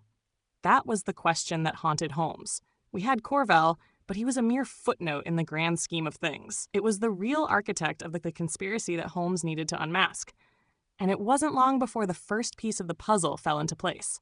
Holmes received a letter. This time it was a simple envelope with no return address. Inside was a single name: Sir Rupert Ashford. I felt a chill run through me. Ashford was a name I recognized, an influential figure in Parliament, a man with ties to the highest echelons of society. His reputation was spotless, his connections numerous. But beneath the surface, there were whispers. Whispers of his involvement with shadowy organizations, of his financial dealings with questionable individuals. Holmes's expression darkened as he read the name. "Ashford," he muttered. "Of course. The Dominion's hand is not just financial, it is political. And Sir Rupert Ashford is its most prominent figure." "Do you think he's the one pulling the strings?" Lestrade asked. Holmes shook his head. "No, but he is their agent, their willing pawn in the game. If we can get close to Ashford, we may be able to uncover who is truly in charge." Holmes's plan was simple but dangerous. He would need to gain access to Ashford's inner circle, something few could do without drawing unwanted attention. The first step was to attend an upcoming event at Ashford's grand estate, an exclusive gathering of London's most powerful and influential figures. It was the perfect opportunity to get a glimpse into Ashford's world and gather information. The night of the event arrived, and Holmes and I were dressed to blend in. Holmes, as always, looking as though he had been born in a tailor's shop, and I, perhaps a little less comfortably, attempting to navigate the world of high society. Ashford's mansion stood tall against the London skyline, its grandeur both intimidating and magnificent. We entered through the side door, where we were greeted by Ashford's head butler, a man whose cold eyes seemed to pierce through us. Holmes moved swiftly through the crowd, his every gesture calculated, his demeanor impeccable. As we mingled with the guests, I noticed Holmes's sharp eyes darting from face to face, looking for any clue that might reveal the true nature of Ashford's connection to the Dominion Society. Finally, Holmes leaned in close. "We must get closer to Ashford himself," he whispered. "He has the answers we need." As the evening wore on, we found ourselves in a quiet study at the far end of Ashford's mansion. The door creaked open, and there, standing in the doorway, was none other than Sir Rupert Ashford himself. His tall frame was framed by the doorway, his sharp eyes scanning the room as if he knew we were there all along. "You're quite the guest, Mr. Holmes," Ashford said, his voice smooth, his tone one of practiced politeness. "I must admit I'm surprised to find you at my gathering." Holmes didn't flinch. "I prefer to be where the truth is, Sir Rupert. And the truth, I'm afraid, always finds its way into the light." Ashford's lips curled into a thin smile. How quaint. The tension in the room thickened, and I could sense the game had begun. We had entered Ashford's world, and now we were mere pieces on his board. Chapter 12: The Architect of Ruin. The silence between Holmes and Sir Rupert Ashford stretched taut, like the pause before a storm. The opulence of Ashford's study, with its dark mahogany bookshelves and velvet curtains, felt oppressive now. The air was thick with the weight of unspoken threats, and I could feel the tension in my chest, the sudden sharpness of awareness that this was no longer a game of mere intrigue. This was something far deeper, far darker. Holmes was the first to break the silence, his voice calm, almost measured, yet sharp as a blade. "Sir Rupert," he said, his eyes never leaving Ashford's, "we know that you have ties to the Dominion Society. The group has been pulling the strings behind the chaos in Parliament, using people like Corvell as pawns in their game of power, and I believe you are a key player in their plans." Ashford's face didn't falter. He stepped into the room, closing the door behind him with a soft click, his eyes still fixed on Holmes. "You're mistaken, Mr. Holmes," he said smoothly, his voice carrying the weight of authority and concealed amusement. "I have no ties to any society of which you speak. My interests lie solely in the betterment of the Empire, and I find it a bit distasteful that you would even suggest otherwise." Holmes's lips curled into a subtle smile, but there was no warmth in it. "A betterment built on chaos and lies, Sir Rupert? Your interests, I'm afraid, are in the manipulation of power. You have been aiding those who wish to bring about instability for their own gain." Ashford chuckled, his gaze shifting toward the large window that looked out onto the moonlit gardens below. For a moment, he seemed lost in thought, a distant, calculating expression crossing his features. When he spoke again, it was with an almost philosophical tone. "Instability, Mr. Holmes, is a tool that has been used throughout history to reshape the world. The Dominion Society merely understands this. While the rest of you continue to play by the rules, the rest of us have learned to break them." I could feel the chill of his words sink into my bones, and I looked to Holmes for some sign of his next move. But Holmes was still watching Ashford intently, as if he had already anticipated this conversation, as if he had been waiting for Ashford to reveal his true nature. "And you believe that destabilizing the government, causing unrest, and undermining the very institutions that uphold the Empire's strength is the answer?" Holmes asked, his voice laced with disbelief. Ashford turned back toward us, his expression suddenly more serious, his demeanor shifting ever so slightly. "I believe that the Empire is fragile, Holmes," he said, stepping forward with a predatory grace. "The old ways are dying. What we are witnessing is the end of an era. If the Dominion Society has its way, we will usher in a new age of power, one where we are the architects, not the subjects. one where we control not only the narrative, but the very fate of nations. Holmes's gaze narrowed. And you think you can control it all?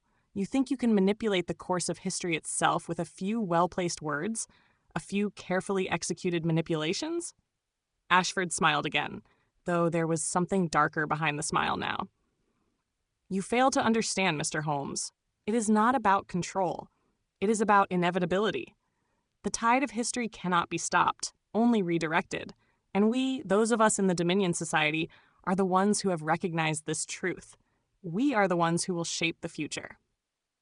As Ashford spoke, I could feel the walls closing in, the weight of his words pressing down on me like a vice. His conviction was chilling, and it was clear that he believed every word he said. But Holmes was unmoved, his eyes unwavering. "Let me ask you one thing, Sir Rupert," Holmes said, his voice still calm but with an edge of steel. "If your plans are so certain, so inevitable, then why go through all the trouble of sending threatening letters to Parliament? Why use people like Corvell to stir up unrest? If you have already set the stage, why such theatrics?" For the first time, Ashford's expression flickered, a brief but telling shift. It was almost imperceptible, but Holmes had caught it. "Because," Ashford replied, his tone shifting slightly, "even in the face of inevitability, there are forces that must be managed. The people need to believe that they are the ones making the choices, that they are in control. In a time of chaos, the illusion of order is what keeps them complacent. Corvell was just a piece of the larger puzzle, a tool to bring the people to the point of crisis where they would demand change." Holmes tilted his head slightly, considering this. "And you believe the people will embrace this new order? That they will surrender to your vision without resistance?" Ashford's gaze darkened. "Resistance is irrelevant. Change is coming, Holmes. And those who are unwilling to see it will be swept aside. The old institutions will fall, and the new world will rise from the ashes. It is inevitable." Holmes took a step forward, his eyes locking with Ashford's. "And you will be at the center of that new world, I suppose. The kingmaker, the puppet master pulling the strings of an empire." Ashford's lips twisted into a smile that held no humor. "Precisely, Holmes, and you are in the way." In that moment, I knew the danger we were in. Ashford wasn't just a man of ambition. He was a man driven by something far more dangerous: ideology. He believed in his vision so completely that nothing, not even the destruction of entire systems, would stand in his way. Holmes seemed to sense the same thing. He looked toward me, his eyes silently warning me that the time for subtlety had passed. We were no longer speaking about a mere criminal, but a man whose beliefs could reshape the world. And that, I realized, was far more dangerous than any conspiracy we had faced before. Ashford seemed to notice our shift in demeanor. His smile widened, his eyes gleaming with a sickening mixture of triumph and menace. "You're beginning to understand, aren't you?" Ashford said softly. "But it's too late for you, Holmes. The wheels are in motion. You've been chasing shadows, but you've missed the truth. I am the truth. And now you must decide whether you will be swept along with the tide or stand in its way." Holmes's response was swift and sharp. "I will stand, Ashford, and I will stop you." A tense silence followed, the two men standing across from one another, locked in a silent battle of wills. I could feel the danger in the air, the impending clash between Holmes and Ashford, as though the very future of the Empire depended on the outcome of this confrontation. But before the silence could stretch any longer, the door to the study burst open with startling force, and a figure appeared in the doorway, Lieutenant Graves. His face was pale, his eyes wide with panic. "Holmes, Ashford, there's no time! We're under attack!" Ashford's face twisted in fury, but there was a flicker of concern in his eyes. This was the first time he had shown any sign of vulnerability. "Attack?" Holmes asked, his voice low but tinged with urgency. "By whom?" Before Graves could answer, there was a loud crash from outside the room, followed by the unmistakable sound of gunfire. Chapter 13: The Fall of the Empire. The sudden barrage of gunfire sent a shockwave through the study, followed by the unmistakable sound of shouting from the hallway. The tension that had filled the room moments before now erupted into chaos. Graves, his face a picture of terror, rushed toward the door, eyes wide, a hand gripping the handle as though afraid to face whatever lay beyond. "Holmes," he said, voice strained, "we're under siege. The mansion. It's been surrounded. Ashford's face turned ashen. For a moment, the mask of control slipped, revealing something far darker. He was no longer the composed, calculating figure that had so confidently spoken of reshaping the world. In that instant, he appeared as vulnerable as any man, gripped by the realization that his carefully constructed empire was crumbling. Who? Holmes asked sharply, moving to the door. Who is behind this? Graves's answer was barely audible over the cacophony of distant explosions and the clatter of boots pounding on the marble floors. I don't know, but it's organized. Military precision. We're being attacked on all sides. Ashford stepped forward, his voice tight with urgency, though his composure was faltering. It can't be. There's no group, no faction with the resources to. But Holmes wasn't listening to Ashford. His sharp mind was already racing ahead, piecing together the puzzle. They have found us, Holmes muttered under his breath, his eyes narrowing as he scanned the room, searching for the next move. The Dominion Society didn't expect this. Someone has turned on you, Ashford. Ashford's eyes flickered with panic. No. The Dominion? They? But before he could finish, the door slammed open with a force that sent the hinges rattling. The figure who entered was tall, imposing, with the unmistakable presence of someone who had come to take control. A man dressed in black, a mask covering the upper half of his face. He was followed by two others, also masked, their guns raised as they scanned the room. Sir Rupert Ashford, the leader of the masked figures said in a gravelly voice, you've outlived your usefulness. Holmes stepped forward, his body tense, his mind already working. The room was thick with the sense of impending violence, but Holmes's sharp eyes never left the man who had just entered. There was something familiar about him, something that gnawed at the back of my mind. Ashford, Holmes said, his voice now cutting through the air like a knife. This man! You know him, don't you? Ashford's face contorted, a flash of recognition passing through his features before he quickly masked it.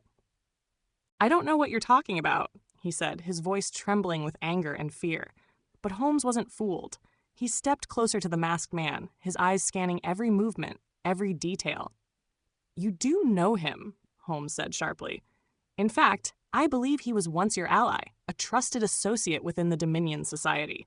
The masked man, whose posture suggested immense confidence, chuckled softly, a sound that sent a shiver down my spine.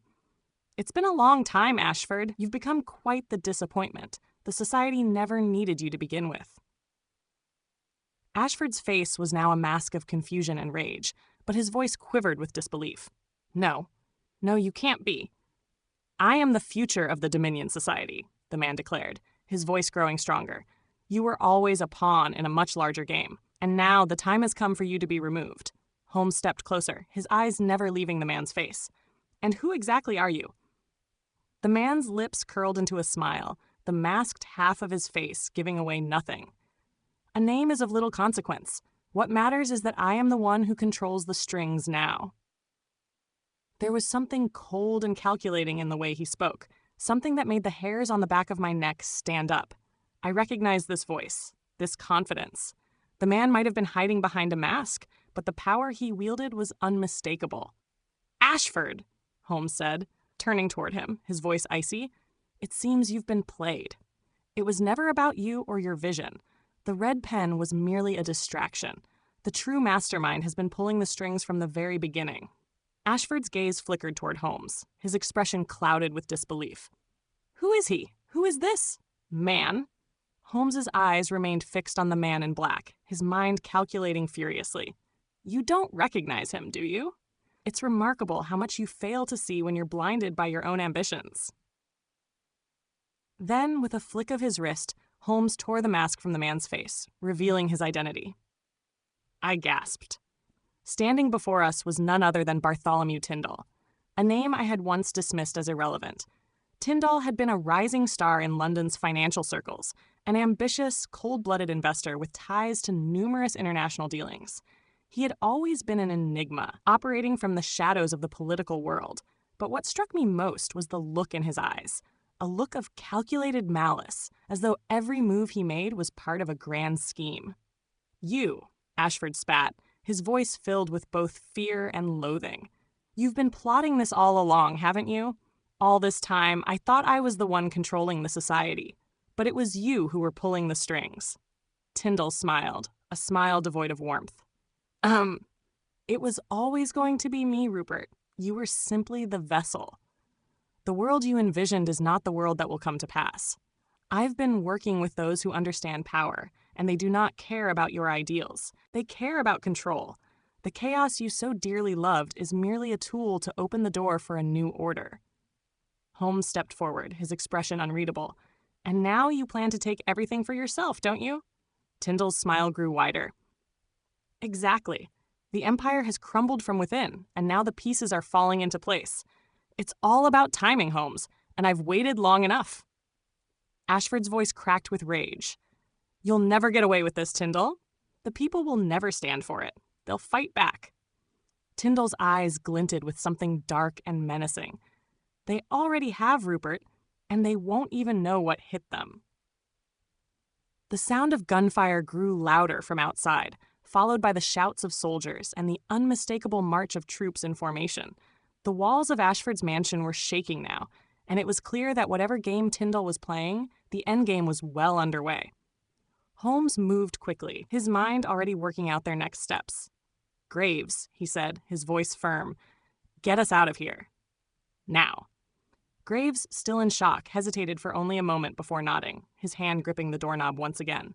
"This way. Quickly," he urged, motioning for us to follow. But as we turned to leave, Tyndall's voice rang out, cold and commanding. "You think you can run from this, Holmes? You think you can stop what's already in motion?" Holmes turned back to face Tyndall, his gaze unwavering. "I can stop you, Tyndall. You've made a fatal mistake. You've underestimated me." Tyndall's smile faded. "We'll see about that." With that, we rushed out of the room and into the chaos beyond, the sounds of destruction growing louder with every step. Outside, the very foundation of Ashford's mansion was shaking, as though the future of the Empire was crashing down upon us. The fall of an empire was not a quiet thing. It was loud, it was violent, and it was unstoppable. But as Holmes and I moved through the halls, a thought nagged at the back of my mind. This was not over. Chapter 4: The Empire's Last Stand. The chaos outside the walls of Ashford's mansion was deafening. Gunfire echoed through the night, mingling with the desperate cries of soldiers and the clash of steel against steel. The Empire, once a beacon of stability, was now crumbling before our very eyes, and the source of that destruction was none other than Bartholomew Tyndall, the mastermind behind the chaos that had enveloped London, the Parliament, and the very heart of the nation. As we rushed down the hallway, the weight of the moment hung heavy in the air. Holmes moved with a quiet urgency, his mind no doubt already spinning through the events, seeking the best course of action. My own thoughts were scattered, overwhelmed by the scene unfolding before us. What had started as a simple investigation into a series of threatening letters had spiraled into a full-scale assault on the Empire itself. Graves, leading the way, stopped suddenly at the door leading to the gardens, his face pale. "We're trapped. The grounds are crawling with soldiers." Holmes's eyes flicked toward the window, his gaze sharp and calculating. Outside, shadows moved across the manicured lawn, the unmistakable figures of armed men who had sealed off every possible escape. It was clear that we were no longer dealing with a simple faction within the Dominion Society. Tyndall had orchestrated something far larger, and his control was absolute. "Tyndall knows we're here," Holmes murmured, his voice low but filled with quiet authority. "He's not interested in just killing us. He wants to send a message. A statement. He means to destroy not only Ashford, but everything that stands in his way." "But why now?" I asked, my voice edged with confusion. "Why the attack? Why make his move now?" Holmes paused, his fingers tapping rhythmically against the back of his chair as he considered. "Because he believes that the Empire has reached its breaking point. The Dominion Society and its factions have been orchestrating this downfall for years, carefully manipulating the situation, building unrest, but now he's accelerating the process." I looked toward Ashford, who had been silent for most of our journey, his face a mix of anger and fear. "And Ashford? He was part of this, wasn't he?" I asked. Holmes's lips curled into a slight frown. "Ashford was useful, but in the end he was always a pawn. Tyndall, however, is the true architect of this catastrophe. His vision is far broader, far more dangerous. Graves' voice interrupted the tension, sharp and urgent. We need to move, now. If we stay here much longer, we'll be sitting ducks. Holmes nodded, his eyes flicking back toward the door. Agreed, but we need to confront Tyndall before this escalates any further. We cannot afford to let him slip away again. We moved quickly through the halls, the sound of gunfire still ringing out in the distance. The mansion was designed like a labyrinth, winding corridors and hidden passages that now seemed like a mockery of the former grandeur. As we approached the main staircase, Graves suddenly stopped, his hand gripping Holmes's arm. "There's something you need to see," Graves said urgently, his voice shaking. Holmes's expression was unreadable, but he nodded for Graves to proceed. We followed him down a side corridor, where the sounds of the battle seemed distant, muffled by the thick walls.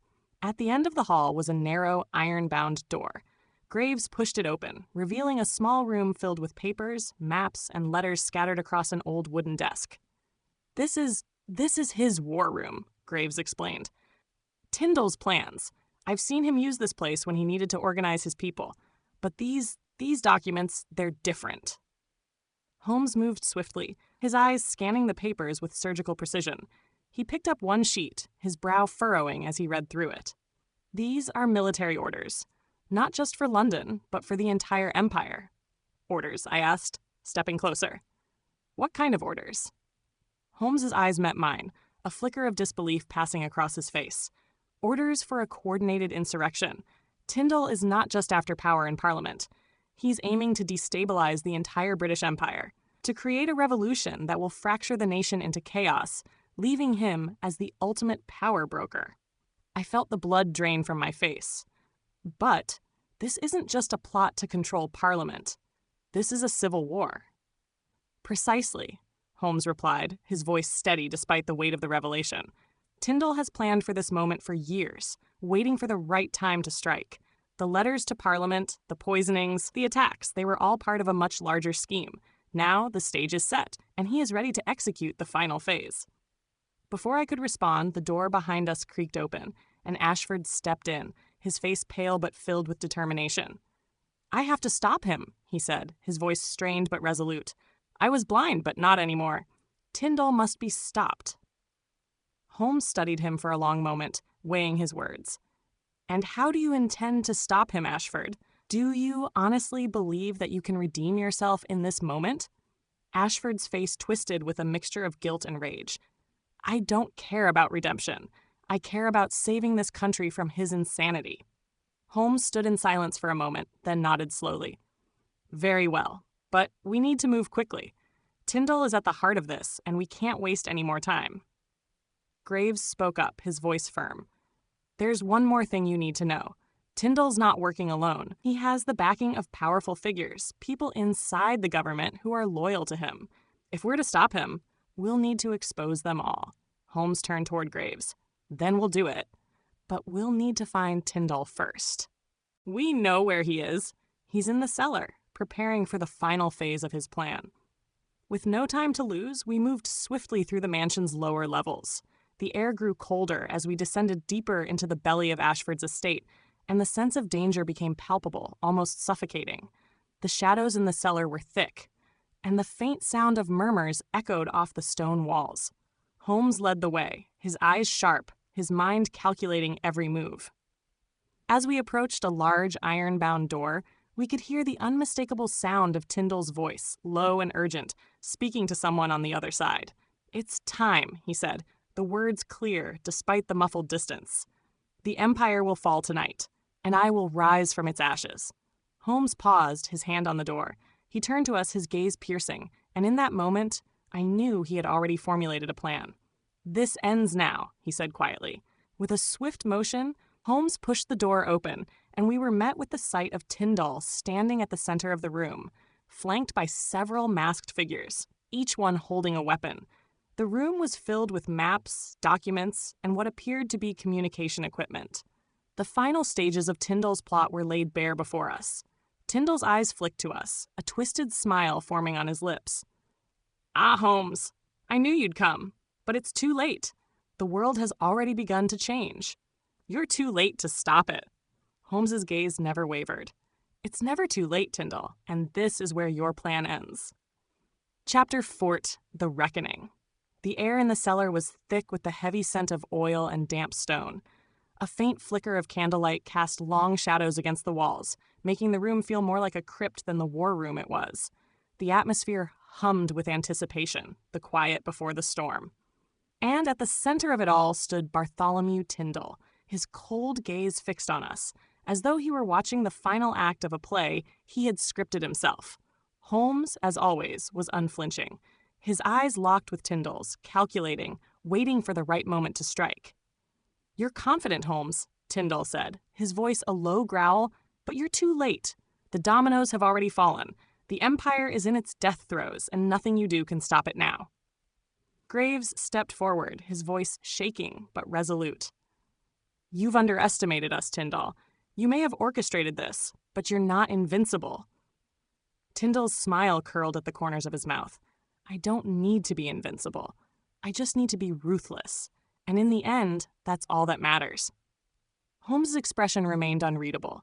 He was always calm under pressure, always thinking 3 steps ahead, but there was something about the moment that felt different.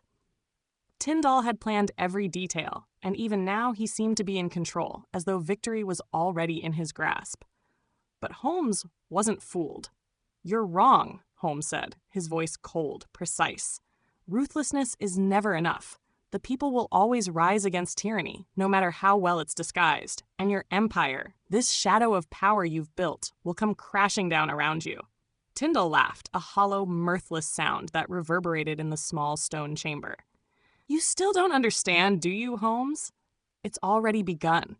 The rebellion is already in motion. It's not about the people. It's about power. I'll control the strings, and the world will bow to me." He turned toward the masked figures behind him, his hand rising in a signal. "Prepare the signal.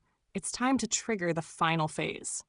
I could hear the distinct sound of machinery clicking into place, a low hum that vibrated through the floor. The room seemed to darken, the air thickening as if some great mechanism was beginning to stir, ready to bring about the destruction that Tyndall so desperately craved. Holmes's eyes narrowed. "What have you done, Tyndall?" Tyndall turned back, a glint of satisfaction in his eyes. "What I've done is set into motion the collapse of everything. The rebellion will be ignited across the Empire. You'll see. The power of London's political elite will be rendered meaningless. And when the dust settles, there will be nothing left but me, standing atop the ruins." Graves's hand moved instinctively toward his sidearm, but Holmes stopped him with a slight shake of his head. Holmes's mind was already working, already deciphering the pieces that were still out of view. "The signal," Holmes murmured, almost to himself. "You've linked it to the city's power grid, haven't you? A chain reaction that will cripple London's infrastructure. A city-wide blackout. A panic.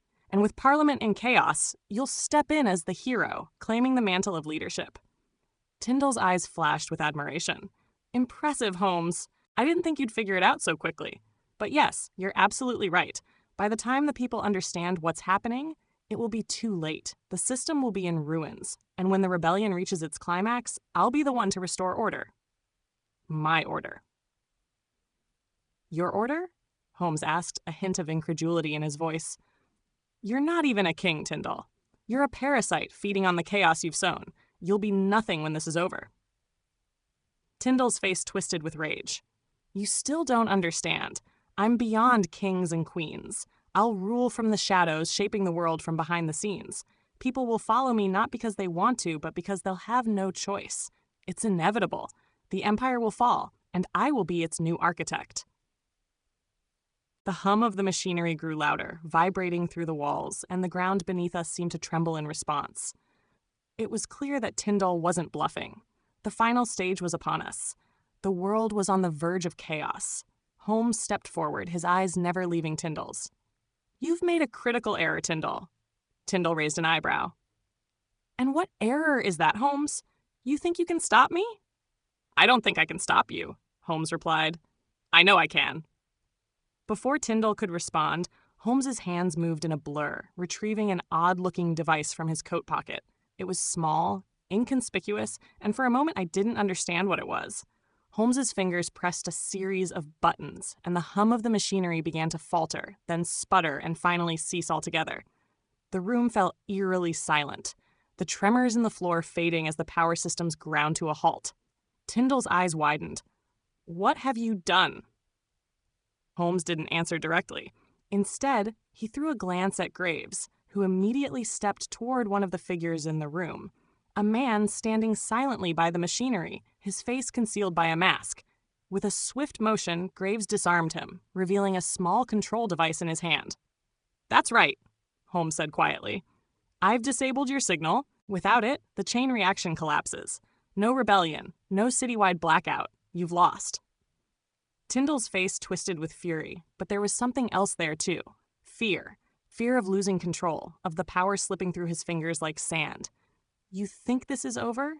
You think you've won?" Tyndall spat, his voice venomous. "You're wrong. I'll still burn this country to the ground. You won't stop me." Holmes's expression softened, almost with pity. "You never understood, did you, Tyndall? This wasn't about power. It wasn't about destroying the empire to build your own. It was about control. Yes, but more importantly, it was about manipulating people. And now that you've lost your control, there's nothing left for you."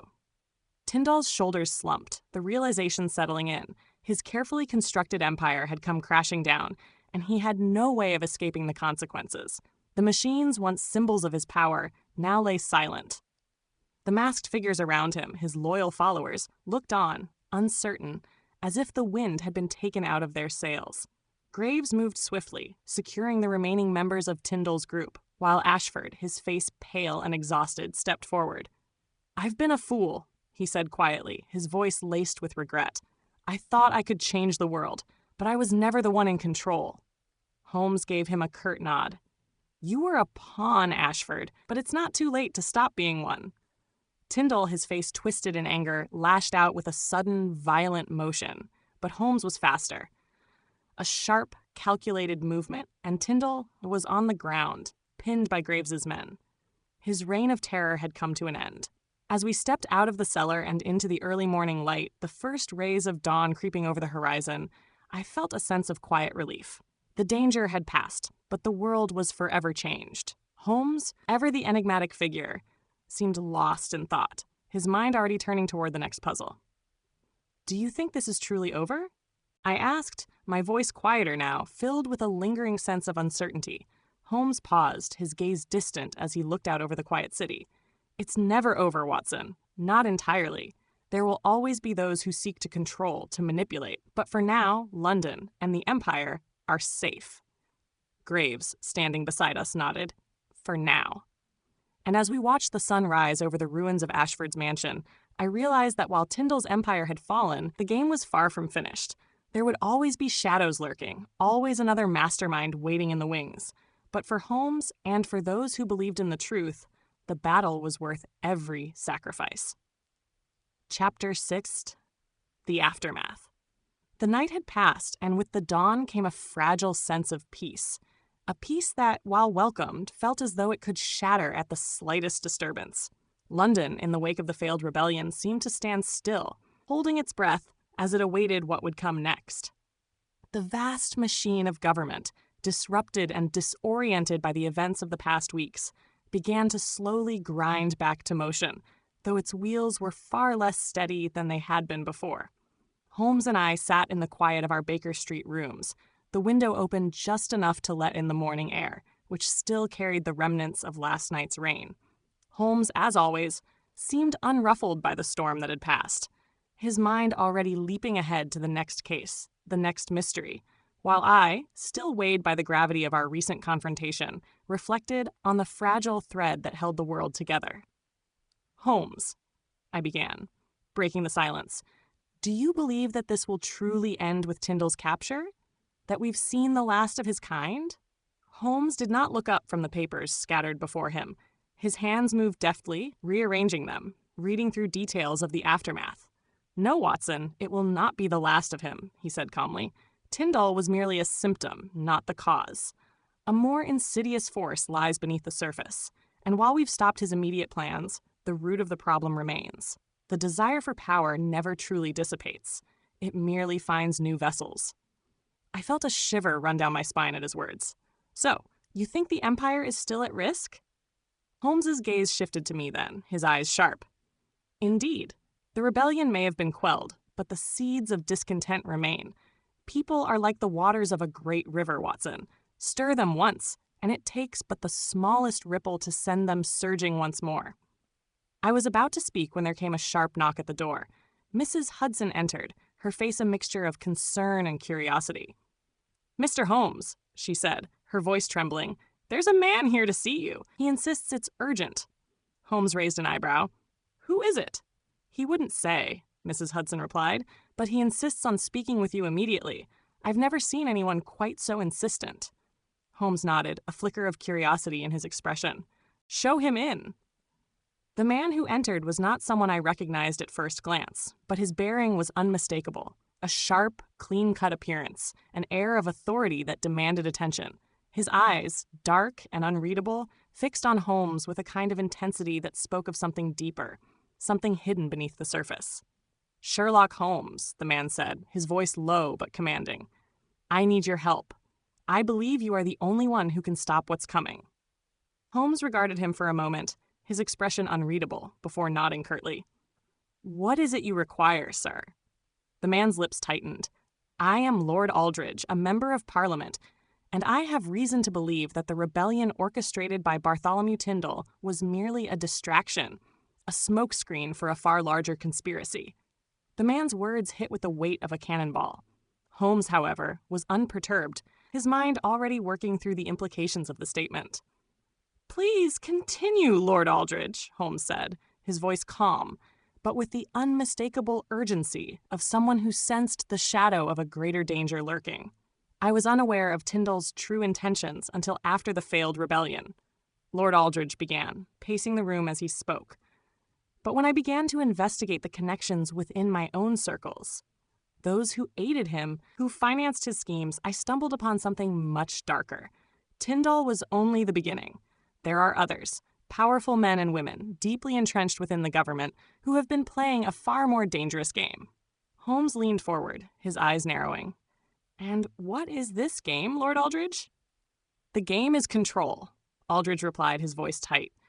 "Tyndall was to be the spark, but the true goal was far more insidious. They intend to overthrow the monarchy itself, a coup that would dismantle the foundations of British rule and replace it with something altogether more authoritarian, a government run not by the people, but by the few." I could hardly believe what I was hearing. "A coup," I repeated. "But why now? Why would they risk everything when the Empire is already on the edge of collapse?" Lord Aldridge's face darkened. "Because the time is ripe. The Empire is weakening. The monarchy is perceived as frail. The public unrest is at its peak, and these men believe they can seize control, using the rebellion as a cover for their true intentions. But they are not mere anarchists. They are calculated, cold. They've been in the shadows for years, weaving a web that spans far beyond the rebellion, and they're ready to strike." Holmes sat back, his fingers steepling in front of his lips as he absorbed the information. His mind, ever sharp, was already sifting through the details, connecting the dots. "Who are these individuals?" Holmes asked. "Who do they believe they can trust to carry out such an ambitious plan?" Lord Aldridge hesitated for a moment, then spoke in a whisper, as if the name were too dangerous to say aloud. "It's the Dominion Society, Holmes. But it's not just the faction led by Tyndall. It's the higher echelon, those who control the purse strings of the Empire, those who have cultivated power behind closed doors, pulling the strings that keep the monarchy in check. They plan to replace the royal family with a new figurehead, someone they can control. And once they have that, they will control the entire nation." Holmes's expression hardened, his usual composure gone. "This is more serious than I thought. And you believe they are preparing to act?" "I know they are," Aldridge replied. "The signals have already been given. The operatives are in place. The key members of Parliament are already aligned with them." Holmes stood abruptly, his chair scraping across the floor. "This changes everything. The rebellion was never the final goal. It was a trial run, designed to see how far they could push before the people rose against them, and now they're preparing for the final phase, the one that will see them truly in control." I felt a wave of dread wash over me. But how do we stop them, Holmes? Holmes's eyes locked onto mine, his mind already racing through every possible scenario. There is no simple answer, Watson, but we know where to strike. We must go to the heart of the conspiracy, into Parliament itself, and expose the figures who stand behind this plot. We have to cut off their support before they can take action. Suddenly, the door to our rooms flew open, and Inspector Lestrade burst in, a look of urgency on his face. Holmes, Watson, there's no time. The plan has already begun. We've lost the element of surprise. They're about to make their move. You need to come now. Holmes's face hardened with resolve. Then we have no time to waste. It's now or never. We arrived at Parliament with little fanfare, but the tension was palpable. Holmes had already formulated a plan, one that required precision and swift action. The conspiracy was deeper than we could have ever imagined, and the time had come to confront the men who sought to reshape the nation in their own image. As we entered the Grand Hall, the sounds of voices raised in debate reached our ears, but there was something wrong, something off about the proceedings. The air was thick with suspicion, the whispers of betrayal hanging heavy in the atmosphere. Holmes, with Lestrade at his side, moved quickly toward the center of the room, where the figureheads of the conspiracy, those we had long suspected of being involved, were gathered. Without a word, Holmes stepped forward, exposing their treachery to the astonished members of Parliament. In the chaos that followed, the conspirators tried to escape, but they were no match for the precision of Holmes's deductions, or the speed with which he had anticipated their every move. One by one, they were rounded up, their plans shattered before they could ever come to fruition. With the final arrests made and the conspiracy unraveled, the empire, though shaken, was saved from the brink of disaster. The monarchy remained intact, the plots of those who sought to tear it down exposed for all to see. As we stood amidst the rubble of what might have been, Holmes turned to me with that familiar gleam in his eye. "The game is never truly over, Watson," he said, his voice tinged with both satisfaction and the knowledge that the shadows would always return. "But for today, we have won." And so, as the sun set over a victorious but weary London, I couldn't help but feel that the world, our world, had been saved, not by the institutions of power, but by the resolve of a few men determined to uncover the truth, no matter the cost. But I knew, in the back of my mind, that Holmes was right. This was only the end of the beginning. The mysteries of the world were endless, and Sherlock Holmes would always be there to unravel them, one case at a time. Epilogue: A New Dawn. The smoke from the evening fog curled through the narrow streets of London, curling around the gas lamps that flickered dimly against the coming night. Baker Street was quiet once more, and as I sat in the familiar armchair beside the hearth, the events of the past weeks felt almost distant, a dream that had played out in the shadows of a city still recovering from the tremors of Tyndall's plot. Holmes, as ever, sat at his desk, his eyes scanning a fresh pile of correspondence, his mind already cast forward to the next mystery that awaited him. I watched him in silence, knowing that there was no end to the chase for truth, no final victory in a world that never ceased to spin with intrigue and danger. It had been a long journey, one that had taken us through the very heart of political conspiracy and into the darkness of human ambition. But as I looked at Holmes, his sharp profile lit by the firelight, I felt a strange sense of gratitude. He had done more than just solve a case. He had stopped a storm that could have torn the empire apart. And, as always, he had done it with a quiet certainty, a relentless pursuit of justice that could not be swayed by the weight of politics or power. "Holmes," I said after a long silence, "do you ever wonder what might have happened if we hadn't been there to stop them?" Holmes glanced up from his papers, the faintest hint of a smile tugging at the corners of his mouth. "Not for a moment, Watson. It's the nature of our work, isn't it? To prevent the unthinkable, to expose the darkness before it can take root." I nodded, though the thought lingered in my mind, an unsettling echo. Even now, I knew that the shadow of power would always loom over London, always waiting for someone to pull the strings. But as Longs was there, sharp, unfaltering, unyielding, there would always be someone to uncover the truth. "Until the next case, then," I said, settling back into my chair. Holmes's eyes flickered to mine, and for a moment I saw a rare spark of amusement in them. Indeed, Watson, until the next case. And as the fire crackled softly in the back, I realized that this was not the end of our journey, but simply another chapter. For in the world of Sherlock Holmes, the mysteries would never cease, and neither, it seemed, would our quest for answers. The end. Thank you so much for listening. We hope you enjoyed the story. Don't forget to leave a comment letting us know which story you'd like to hear next and where you're tuning in from. We love hearing from our detective fans around the world. See you in the next adventure.